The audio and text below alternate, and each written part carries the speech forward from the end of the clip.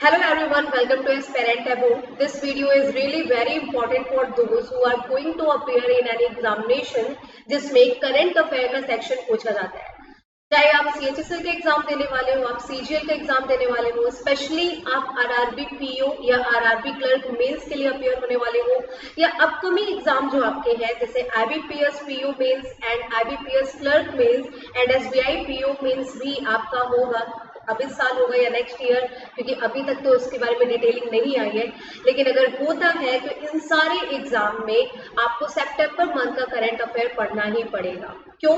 Because in all these examination you will have to cover at least 6 month current affair, सितंबर उसमें आता है। तो आपकी मुसीबत कम करने के लिए सितंबर मंथ के इतने सारे करंट अफेयर में से टॉप 100 जो करंट अफेयर है वो आज के सेशन में आपसे डिस्कस किया जाएगा। And I am very sure कि इस सेशन से जरूर आपके क्वेश्चंस आपको पेपर में मिलेंगे। सो बी केयरफुल और वन बाय वन सारे क्वेश्चंस को अच्छे से समझिएगा। In case you are confused about any question या if you have any query तो आप कमेंट सेक्शन में कमेंट करके मुझसे पूछ सकते हो। Okay, so without delaying let's start. सबसे पहला क्वेश्चन आपके सामने है, which is first country in the world that plan to release a set of standards for forensic accounting and investigation?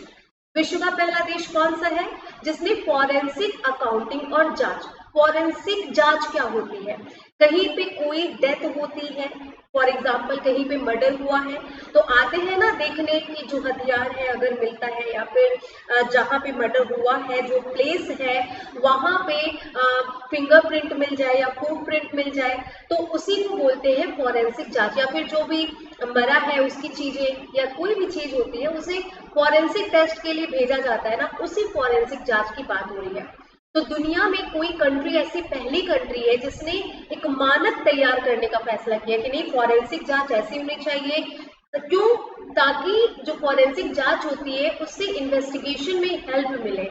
ठीक है, तो ये कौन कर रहा है? So it is a proud moment for all of us because ये होने वाला है भारत में।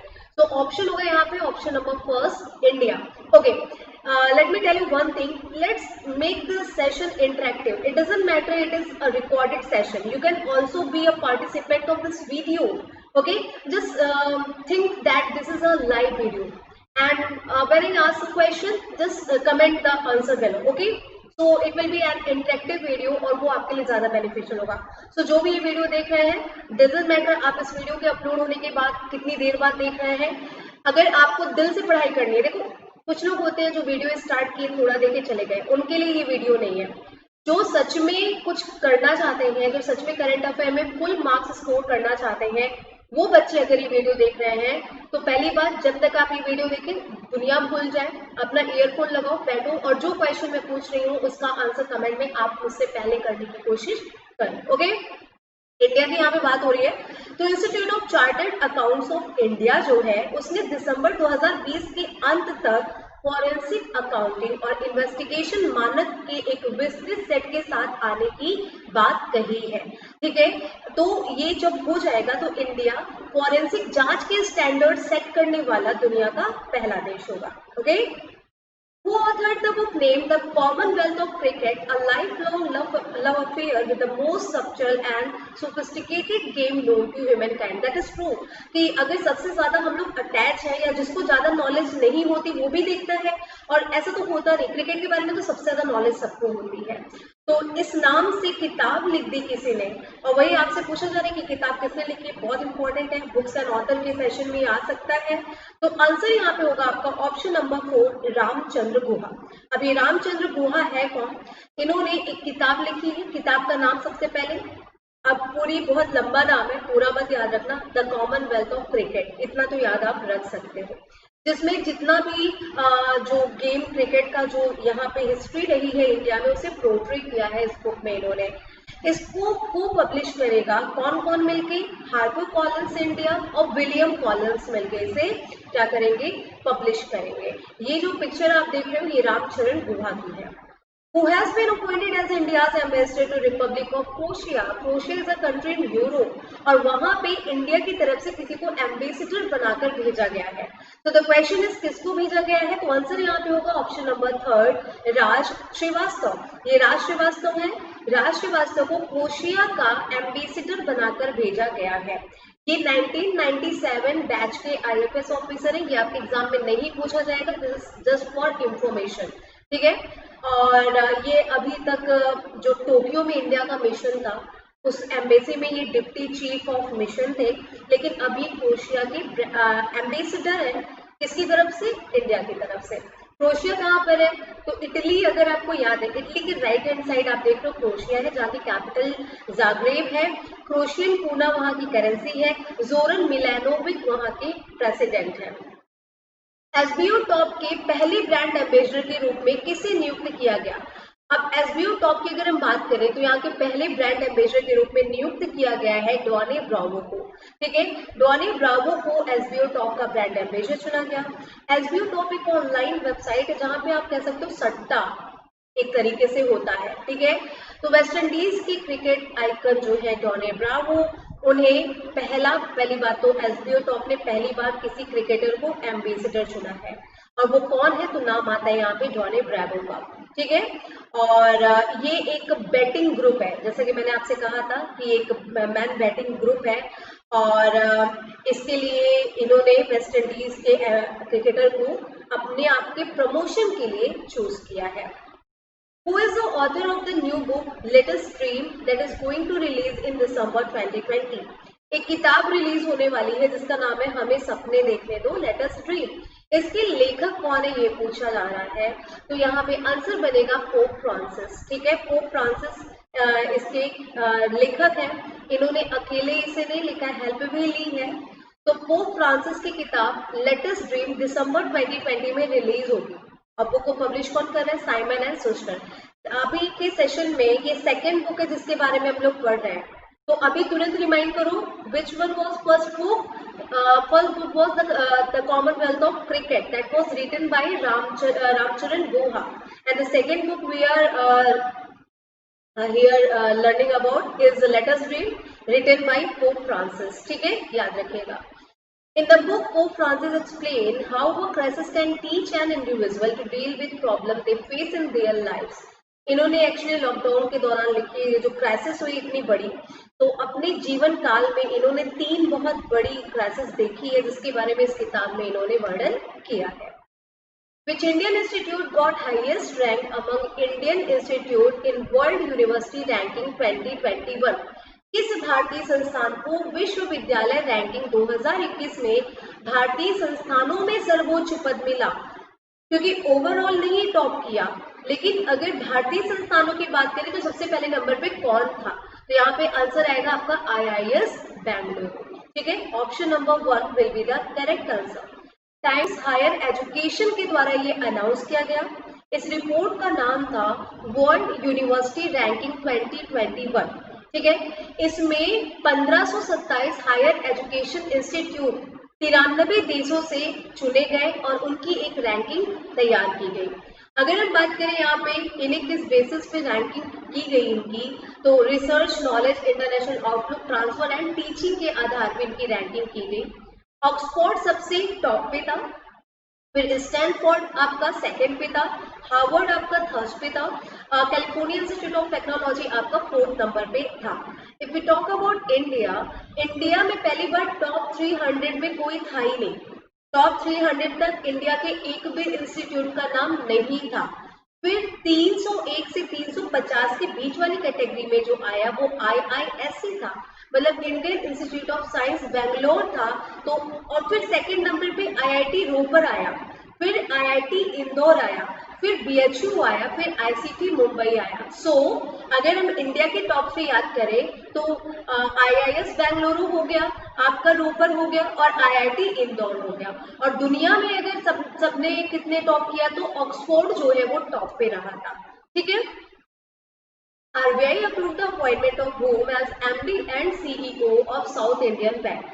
जो साउथ इंडियन बैंक है उसके MD, मैनेजिंग डायरेक्टर और चीफ एग्जीक्यूटिव ऑफिसर के रूप में रिजर्व बैंक ऑफ इंडिया ने किसे चुना, ये आपका क्वेश्चन है।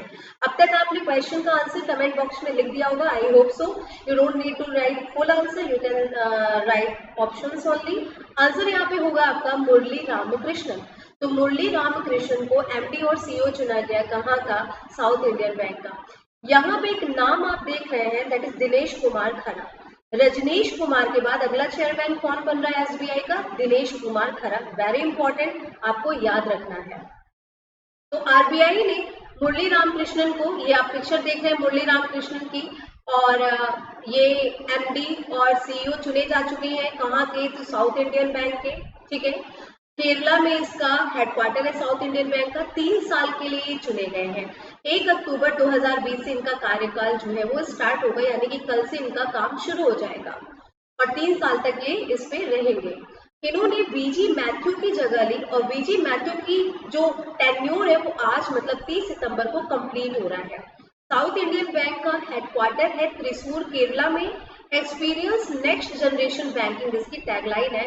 और ये है कौन? ये है रामकृष्णन जी, मुरली रामकृष्णन, जो साउथ इंडियन बैंक के अगले एमडी और सीईओ हैं। Okay, who has been appointed as MD and CEO of Punjab and Sindh bank. Again MD और सीईओ पंजाब और सिंध बैंक का कौन है? तो यहाँ पे आपका आंसर बनेगा option number 5, S Krishnan. S Krishnan को चुना गया पंजाब और सिंध बैंक का। कंफ्यूज मत होइएगा, Murali Ramakrishna South Indian bank, S Krishnan MD and CEO of Punjab and Sindh bank. Confuse मत होइएगा। तो ये है एस कृष्णन जी, जिन्हें पंजाब एंड सिंध बैंक का चुन लिया गया है एमडी और सीईओ, ठीक है। और पंजाब एंड सिंध बैंक की अगर हम बात करें तो डॉक्टर चरण सिंह इसके नॉन एग्जीक्यूटिव चेयरमैन। हेडक्वार्टर्स का न्यू दिल्ली इंडिया में है। टैगलाइन इसकी where service is a way of life, ये है। Okay, India has been ranked at which position in the global innovation index 2020। आपको पता है कि आपके पेपर में बुक्स एंड ऑथर से एक क्वेश्चन आना है। एक क्वेश्चन आपका तय है रैंकिंग से, तो जितने भी रैंकिंग के क्वेश्चन आए जरूर अच्छे से याद रखें। और बैंक के जो बच्चे जो बैंक एग्जाम देने जा रहे हैं वो छोटा बड़ा जो भी बैंक है उसके अपॉइंटमेंट्स को जरूर याद रखें। तो ग्लोबल इनोवेशन इंडेक्स में कौन सी कंट्री कितनी इनोवेटिव है, कितनी नई नई चीजें कर रही है, इसमें अगर इंडिया की बात करें तो इंडिया का प्लेस है 48, ठीक है। तो India has been ranked at the 48th position in the global innovation index 2020। कौन रिलीज करता है? World intellectual property organization. India top 50 में आ गया। पिछले साल इसका जो रैंक था 52 था, लेकिन इस बार 48 है। तो finally India is in top 50 Nations. तो इंडिया टॉप 50 सबसे इनोवेटिव देशों में से एक है। ओके, अब नेक्स्ट देखते हैं क्या है आपका। Okay, here my question is, इसको टॉप किसने किया है? इंडिया 48 पोजीशन पे ग्लोबल इनोवेशन इंडेक्स में। आपको अभी कमेंट सेक्शन में बताना है कि ग्लोबल इनोवेशन इंडेक्स को टॉप कौन सी कंट्री ने किया है। अब बॉटम भी अगर आपको याद हो तो आप बता सकते हो। Which Indian renewable energy company has been ranked the world number 1 in solar capacity? जब बात आती है अक्षय ऊर्जा की, ऐसी ऊर्जा जो खत्म ना हो और हम उसे इलेक्ट्रिसिटी के रूप में यूज करें, तो इसके मामले में जब कंपनीज की बात आती है तो किस कंपनी की क्षमता सबसे ज्यादा है पूरी दुनिया में?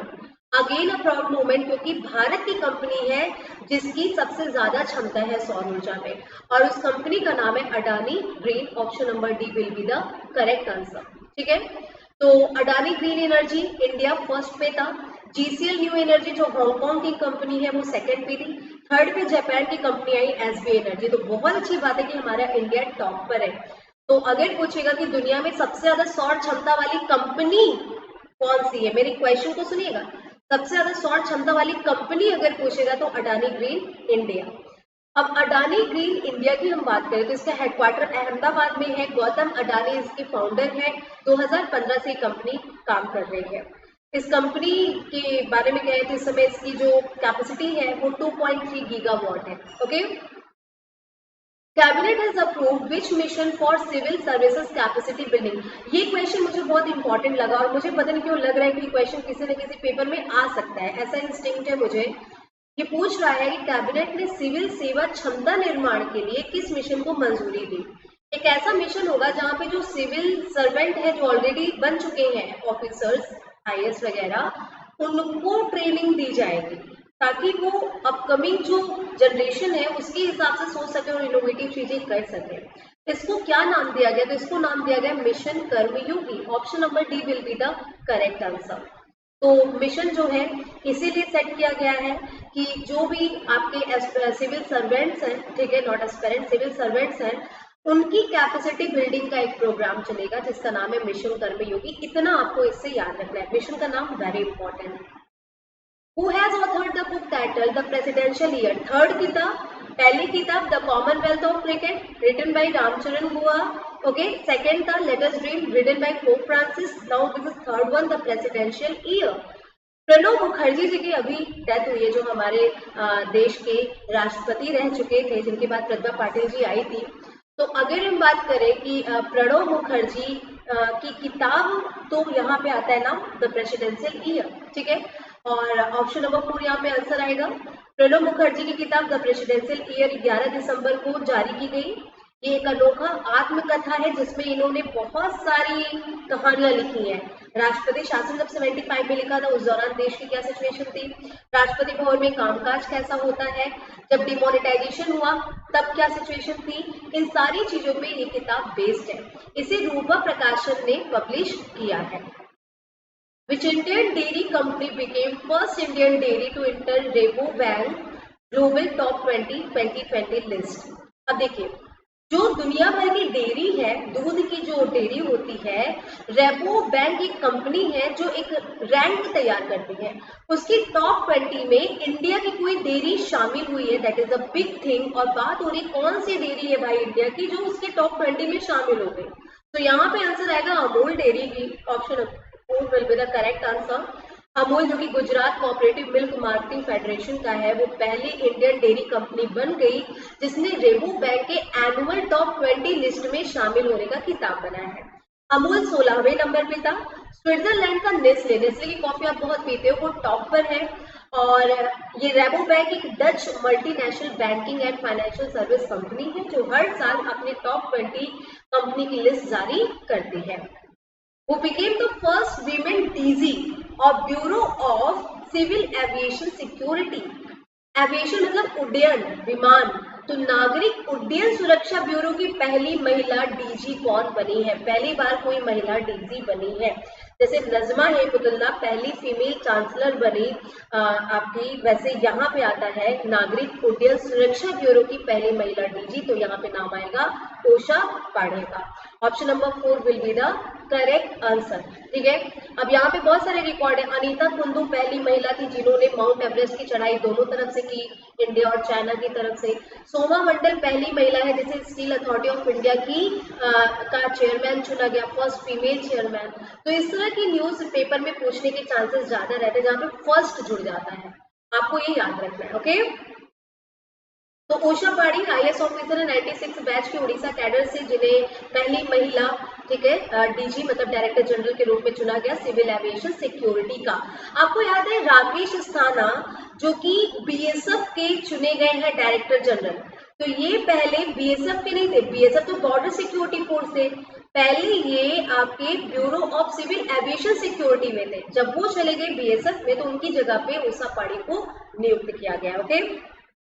Who has become the first female IPS officer to be appointed as CRPF Inspector General in terror hit Srinagar? Srinagar एक ऐसी जगह है ना जहाँ पे अगर किसी का सिलेक्शन भी होता है तो लोग जाने से एक बार डरते हैं, ठीक है। I have example in my family. मेरे भाई को एक बार प्लेसमेंट वहाँ पे मिली थी और मेरी मम्मी ने उन्हें जाने ही नहीं दिया कि नहीं तुम्हें वहाँ जाना ही नहीं, इतना थ्रेट है। मैं I am just giving an example. ऐसी जगह पे पहली महिला आईपीएस ऑफिसर चुनी गई, तो भाई बात तो बनती है करंट अफेयर पे। और अगर हम यहाँ पे बात करें उनका नाम क्या है, तो चारू सिन्हा उनका नाम है। ये है चारू सिन्हा और ये पहली फीमेल आईपीएस ऑफिसर है जिन्हें अपॉइंट किया जा रहा है श्रीनगर सेक्टर में, जो कि टेररिस्ट प्रो एरिया है, ठीक है। तो चारू सिन्हा भी 96 बैच की आईपीएस ऑफिसर है, तेलंगाना कैडर से है ये, और अब ये श्रीनगर सेक्टर के जो सीआरपीएफ है उन्हें हेड करेंगे as inspector general. The world largest solar tree has been installed in which state? आपको याद है अभी मैंने आपसे कहा कि दुनिया में सबसे ज्यादा सौर क्षमता वाली कंपनी कौन सी है, तब आपको जवाब देना है अडानी ग्रीन। लेकिन अगर पूछेगा दुनिया में सबसे बड़ा सोलर ट्री कहाँ पे है, अब उसकी क्षमता की बात नहीं हो रही है, ट्री की बात हो रही है कि ट्री की शेप में सबसे बड़ा सोलर ट्री कहाँ पर है। मतलब एक पेड़ जिसके पत्तों की जगह पे ऐसे सोलर पैनल लगे हैं, तो यहाँ पे फिर नाम अगेन इंडिया का आएगा और इंडिया में दुर्गापुर नाम की जगह पे हुआ है, जो कि आपका वेस्ट बंगाल में। Option number A will be the correct answer. तो CSIR CMERI ने दुनिया का सबसे बड़ा solar tree, you can see here, setup किया है दुर्गापुर वेस्ट बंगाल में। इसकी कैपेसिटी 11.5 kWp है, ठीक है, और ये पेड़ के रूप में दुनिया का सबसे बड़ा सोलर ट्री है। ओके, अभी हम यहाँ पे मैप में देखेंगे कि वेस्ट बंगाल कहाँ पर है। बहुत ही हिस्टोरिकल, बहुत इंपॉर्टेंट ये राज्य रहा। ये है आपका पूरा वेस्ट बंगाल। यही एक ऐसा राज्य है जो बाकी के भारत को नॉर्थ ईस्ट इंडिया से जोड़ता है। ये इकलौती कड़ी है। ओके, वेस्ट बंगाल की बात भी कर लेते हैं जब हम लोग इसके मैप को डिस्कस किए हैं। कैपिटल यहाँ पे कोलकाता है, कोलकाता। ममता बनर्जी कौन है? यहाँ की CM है। और जगदीप धनखड़ कौन है? तो वो यहाँ के गवर्नर है। Okay, who has been elected as New Press Trust of India chairman। Important appointment है। New press trust of India का नया चेयरमैन, नया कौन चुना गया है? तो आपका आंसर बनेगा ऑप्शन नंबर ए, आविक सरकार। ठीक है, option number A will be the correct answer. इनकी पिक्चर आप देख रहे हो। आविक सरकार जो कि एडिटर है और वाइस चेयरमैन है आनंदा बाजार ग्रुप ऑफ पब्लिकेशन के। अब ये प्रेस ट्रस्ट ऑफ इंडिया के होंगे। ठीक है, प्रेस ट्रस्ट ऑफ इंडिया कब से काम कर रही है पता है? 27 अगस्त 1947, 73 साल से काम कर रही है। सबसे पुरानी न्यूज एजेंसी आप कह सकते हैं इसे, और न्यू दिल्ली में इसका हेडक्वार्टर है। ये आविक सरकार है जो अब इसके चेयरमैन है। भारतीय स्टेट बैंक के अगले अध्यक्ष के रूप में किसे नामित किया गया? एंड आई थिंक मैं आपको इसका आंसर ऑलरेडी बता चुकी हूँ in a question, and answer will be Dinesh Kumar Khara, option number B. Okay, तो दिनेश कुमार खरा जो है वो अब अगले SBI के चेयरमैन है। अभी यहाँ पे कौन क्या है, SBI में बहुत सारी अपॉइंटमेंट हुई है, 1 बाय 1 मैं समझाती हूँ। ये है रजनीश कुमार। रजनीश कुमार की जगह ले रहे हैं कौन? दिनेश कुमार खरा। अब दिनेश कुमार रजनीश कुमार के बाद अगले चेयरमैन होंगे SBI के। पहले तो ये क्लियर कर लीजिए। ठीक है, अब देखो MD कौन होगा, क्योंकि ये तो चेयरमैन है। एक पोस्ट होती है चेयरमैन की, एक होती है MD की। MD की पोस्ट पे आए हैं अश्विनी भाटिया। कौन आए हैं? अश्विनी भाटिया। अब देखो जो SBI है उसकी भी अलग अलग चीजें हैं। जैसे SBI जो है वो इंश्योरेंस के लिए अपनी अलग संस्था चलाती है, SBI जनरल इंश्योरेंस। उसके हेड चुने गए हैं प्रकाश चंद्र कर्मपाल। अब SBI कार्ड से रिलेटेड जो अलग क्रेडिट कार्ड, डेबिट कार्ड के लिए एक अलग संस्था चलाती है, जिसके हेड है अश्विनी कुमार तिवारी। अश्विनी भाटिया और तिवारी में कंफ्यूज मत होइए। भाटिया MD है, तिवारी SBI कार्ड के हेड है।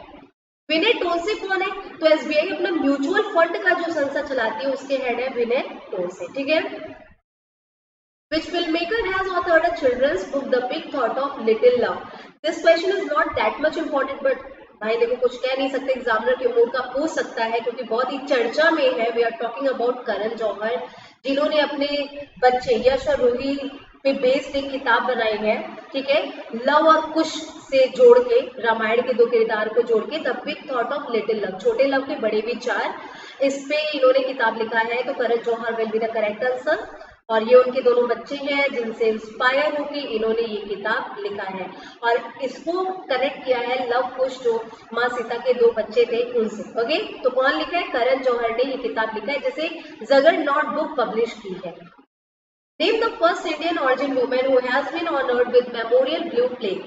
ब्लू प्लेक क्या होता है कि यूके में जब कोई देश के लिए कुछ करके शहीद होता है तो उसके सम्मान में उसके घर के बाहर ब्लू कलर का एक बोर्ड छोटा सा लगाया जाता है, जिसपे लिखा जाता है कि ये पर्सन जो इतने महान है, इन्होंने ये किया देश के लिए, ये यहाँ पे रहते हैं। तो कोई इंडियन ओरिजिन की महिला है जो पहली है जिसको वहां पे ये सम्मान मिला है। अब वो कौन है? तो यहाँ पे नाम आएगा नूर इनायत खान। नूर इनायत खान एक मुस्लिम डिसेंडेंट है जिन्होंने जासूसी की थी ब्रिटेन के लिए। किसकी जासूसी की थी?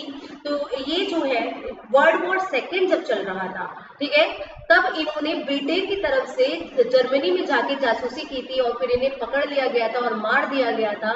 उसी के सम्मान में नूर इनायत खान 75 साल बाद उन्हें ये सम्मान मिला है। उनके घर के बाहर ये जो ब्लू प्लेक क्यू है आपको दिख रहा है, ये लग गया है। ये देखिए उनका घर है और बाहर आप ब्लू प्लेक क्यू देख रहे होंगे। ठीक, What is India's rank based on average monthly wage as per the data prepared by Picodi.com, जिसमें स्विट्जरलैंड ने टॉप किया है। अगर हम रैंकिंग की बात करें तो ये दूसरी रैंकिंग है। पहली रैंकिंग थी इनोवेशन इंडेक्स जिसमें इंडिया 48 नंबर पे था। दूसरी रैंकिंग है कि मंथली किसकी सैलरी एवरेज कितनी है किस देश में, इस आधार पे इंडिया कौन से नंबर पे आता है। तो एवरेज सैलरी के आधार पे इंडिया 72वें नंबर पे आता है और स्विट्जरलैंड में सबसे अच्छी सैलरी है, तो स्विट्जरलैंड ने टॉप किया है, इंडिया 72वें नंबर पे है। तो अगर ग्लोबल रैंकिंग की बात करें जैसे picodi.com ने जारी किया है, 106 देशों में इंडिया सैलरी देने के मामले में 72वें नंबर पे आता है, क्योंकि यहाँ की औसत सैलरी एक महीने की 32,800 है। अगर डॉलर में देखें यूएस डॉलर 437 है। अब पिकोडी एक इंटरनेशनल ई कॉमर्स प्लेटफॉर्म है जिसका हेडक्वार्टर पोलैंड में है, जो डिस्काउंट कूपन देता है। अगर आपको किसी साइट पे परचेज करना है पिकोडी पे जाके आप डिस्काउंट कूपन ले सकते हो।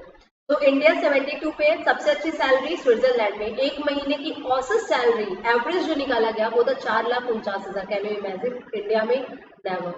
सेकंड पे लग्जमबर्ग था, यूरोप में ही है। यूनाइटेड स्टेट आपका थर्ड पे था।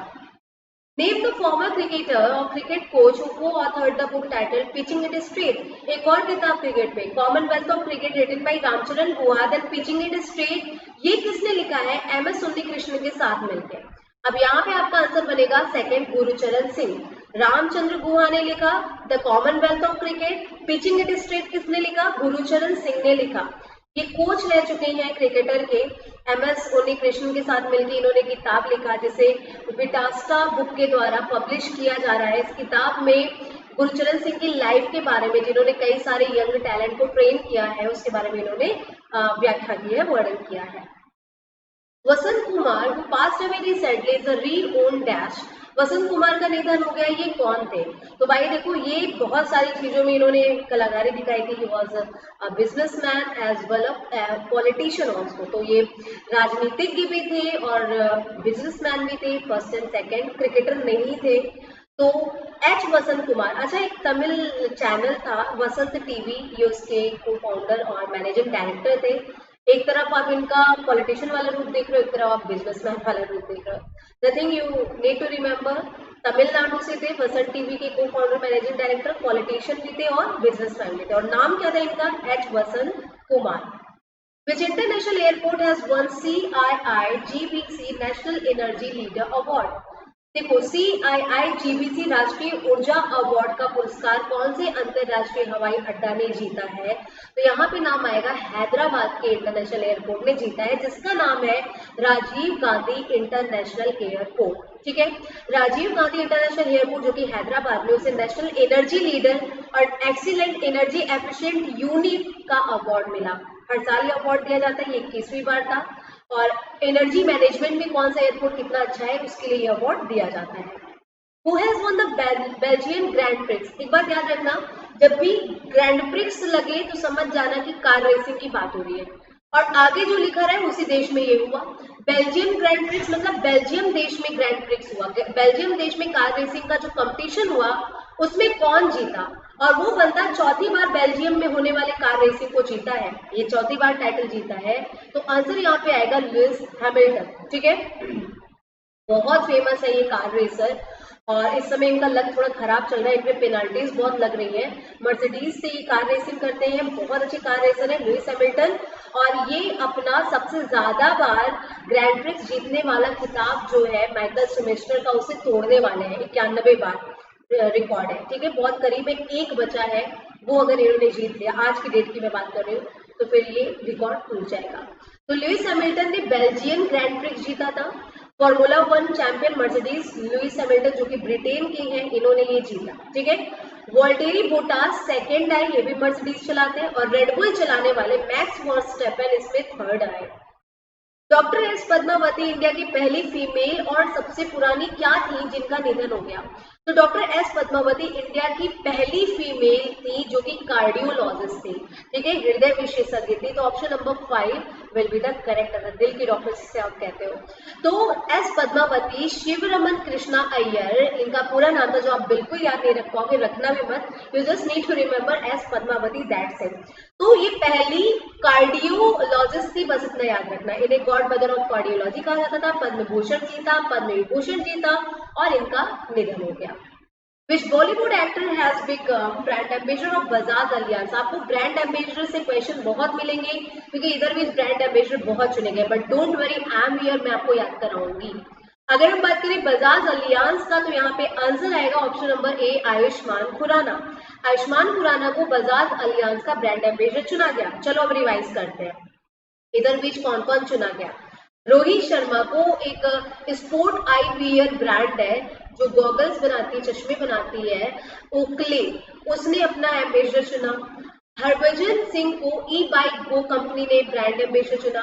सुरेश रैना और हरमनप्रीत को WTF स्पोर्ट ने चुना। सुखबीर सिंह को लग्जरी राइड ने चुना। सौरभ गांगुली और सुनील छेत्री दोनों को JSW सीमेंट ने अपने प्रमोशन के लिए चुना। बिहार की खादी को प्रमोट करने के लिए पंकज त्रिपाठी को चुना गया। वेल कह सकते हो deserving candidate. गार्गो international Sonu Sood, अभी सोनू सूद को एक जगह का और चुना गया है, अगर आपको याद हो तो लिखो, वरना उससे रिलेटेड क्वेश्चन आगे आपको मिलने वाला है। मानुषी चिल्लर को एडिडास का चुना गया। अजय देवगन को आरोग्य सेतु ऐप का चुना गया है। MS धोनी पोकर्स स्टार्स इंडिया की ब्रांड एम्बेसडर बने हैं। डॉयने ब्रावो, आपने आज ही पढ़ा एसबीओ टॉप, और मित्रा के लिए कियारा आडवाणी को चुना गया। अभी इस लिस्ट में आगे कुछ नाम और शामिल होंगे, लेकिन जब उनसे क्वेश्चन आएगा तब। Which country will host a summit of the Council of Head of Government of Shanghai Cooperation Organization in November? देखो, जो जिनका पेपर RRBPO मेंस का है या जिनका पेपर अक्टूबर में है, ठीक है, उनके लिए क्वेश्चन इंपॉर्टेंट है क्योंकि नवंबर में शंघाई सहयोग संगठन की बैठक होने वाली है। अब इसको कौन होस्ट करेगा, ये क्वेश्चन आ सकता है पेपर में। इंडिया होस्ट करने वाला है, आंसर होगा आपका। तो इंडिया इस समिट को होस्ट करेगा। 30 नवंबर को ये होने वाला है, जिसमें ट्रेड और इकोनॉमिक एजेंडे को रख के बात की जाएगी। और अगर हम बात करें, यहाँ पे 8 रीजनल ग्रुप है, ठीक है, 8 देशों के, जो कि 42% है पूरी दुनिया के पॉपुलेशन के इस देश में रहने वाले लोग, और 20% ग्लोबल GDP में योगदान देते हैं। क्योंकि इसमें 2 देश तो ऐसे ही है जहाँ की जनसंख्या बहुत ज्यादा है, इंडिया एंड चाइना, तो जाहिर सी बात है 42% वर्ल्ड पॉपुलेशन तो कवर कर ही लेंगे हम लोग। बीजिंग चाइना हेडक्वार्टर 15 जून 2001 से काम कर रहे हैं। इसमें है कौन कौन से देश, बहुत इंपॉर्टेंट है। शंघाई कॉर्पोरेशन में चाइना है, इंडिया है, कजाकिस्तान है, किर्गिस्तान है, पाकिस्तान है, रशिया है, तजाकिस्तान है और उज्बेकिस्तान है, ठीक है। तो यहाँ पे आपको ये बिल्कुल याद रखना है, ये आपका क्या है, ये आपका रशिया है, ये आपका चाइना है, ठीक है, ये इंडिया हो गया। इंडिया के ऊपर आपको यहाँ पे याद रखना है अफगानिस्तान नहीं है, ये भी याद रखना है। पाकिस्तान तो है, लेकिन ये अफगानिस्तान इसका हिस्सा नहीं है, ठीक है। उसके बाद और कौन नहीं है, किर्गिस्तान इसका हिस्सा नहीं है, ये भी याद रखिएगा। एक सेकंड, किर्गिस्तान है, sorry, Kazakhstan, Kyrgyzstan, Tajikistan, Uzbekistan है ये लोग। तो कौन नहीं है, अफगानिस्तान नहीं है, यहाँ पे ये चीज याद रखिएगा। बाकी तो आप ये सारे देश देख ही रहे हो। कजाकिस्तान यहाँ हो गया, यहाँ पे लाइन से टूटा की नहीं, मैंने आपको याद कराया है, वो सारे देश हैं। थोड़ी सी यहाँ पे लाइनिंग बॉर्डर उतना क्लियर नहीं है, वरना मैं आपको इसे दिखा देती, अलग अलग सब मिक्स सा हो गया है यहाँ पे। Okay, no issue. तो ये 8 देशों के नाम आपको याद रखने हैं। Union cabinet has approved the Jammu and Kashmir. देखो, ये जम्मू कश्मीर से रिलेटेड है, नया नया केंद्र शासित प्रदेश बना है, तो मुझे लगता है कि ये क्वेश्चन आपका पेपर में आ सकता है। तो यूनियन कैबिनेट ने जम्मू कश्मीर की ऑफिशियल लैंग्वेज बिल में जो अमेंडमेंट किया है, उसमें वहाँ के ऑफिशियल लैंग्वेज में कौन शामिल कर लिया गया है, उर्दू और इंग्लिश के अलावा। तो अब आपको पता है कि वहाँ की 5 लैंग्वेज हो गई है ऑफिशियल। एक आपकी पहले ही उर्दू इंग्लिश थी, उसके अलावा हिंदी, कश्मीरी और डोगरी, ठीक है, ये भी ऐड हो गया। तो all of the above will be the correct answer. अभी वहाँ पे 5 है लैंग्वेज, याद कर लो, रट लो। इंग्लिश, हिंदी है, उर्दू है, ये तो कॉमन है, इंग्लिश, हिंदी, उर्दू। 2 ऐड हुई, कश्मीरी भी कॉमन है, कश्मीर में रह गई। डोगरी का नाम आपको याद रखना है। नेक्स्ट आते हैं, कोका कोला इंडिया इंक के नए अध्यक्ष के रूप में किसे नियुक्त किया गया है। इंपॉर्टेंट, बहुत ज्यादा इंपॉर्टेंट क्वेश्चन, मैं इसे नहीं कहूंगी, फिर भी याद कर लेते हैं। तो अगर हम बात करें इंडिया में कोका कोला ने अपना चेयरमैन किसे चुना है, तो टी कृष्ण कुमार को चुना है। ये टी कृष्ण कुमार की पिक्चर है, ठीक है। इन्हें एशिया और इंडिया का कारोबार संभालने के लिए चुना है कोका कोला कंपनी ने। Which nation has signed a deal with India to set up an AK-203 assault rifle factory at Amethi? जैसे AK-47 होता है, वैसे एक राइफल होती है AK-203। इसको बनाने के लिए अमेठी, जो कि उत्तर प्रदेश में है, वहां पे एक फैक्ट्री सेटअप करने के लिए कौन से देश ने भारत के साथ समझौता किया है? तो यहाँ पे आंसर आएगा Russia. Option number C will be the correct answer.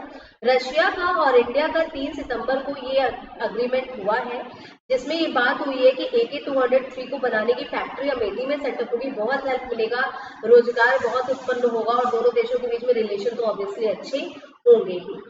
तो एक और यहाँ पे अग्रीमेंट की बात आई है तो देख लेते हैं कि इंडिया और नाइजीरिया ने टेररिज्म, पायरेसी, इंसर्जेंसी के क्षेत्र में एक दूसरे के साथ सहयोग किया है। नाइजीरिया की भी बात कर ले रहे हैं।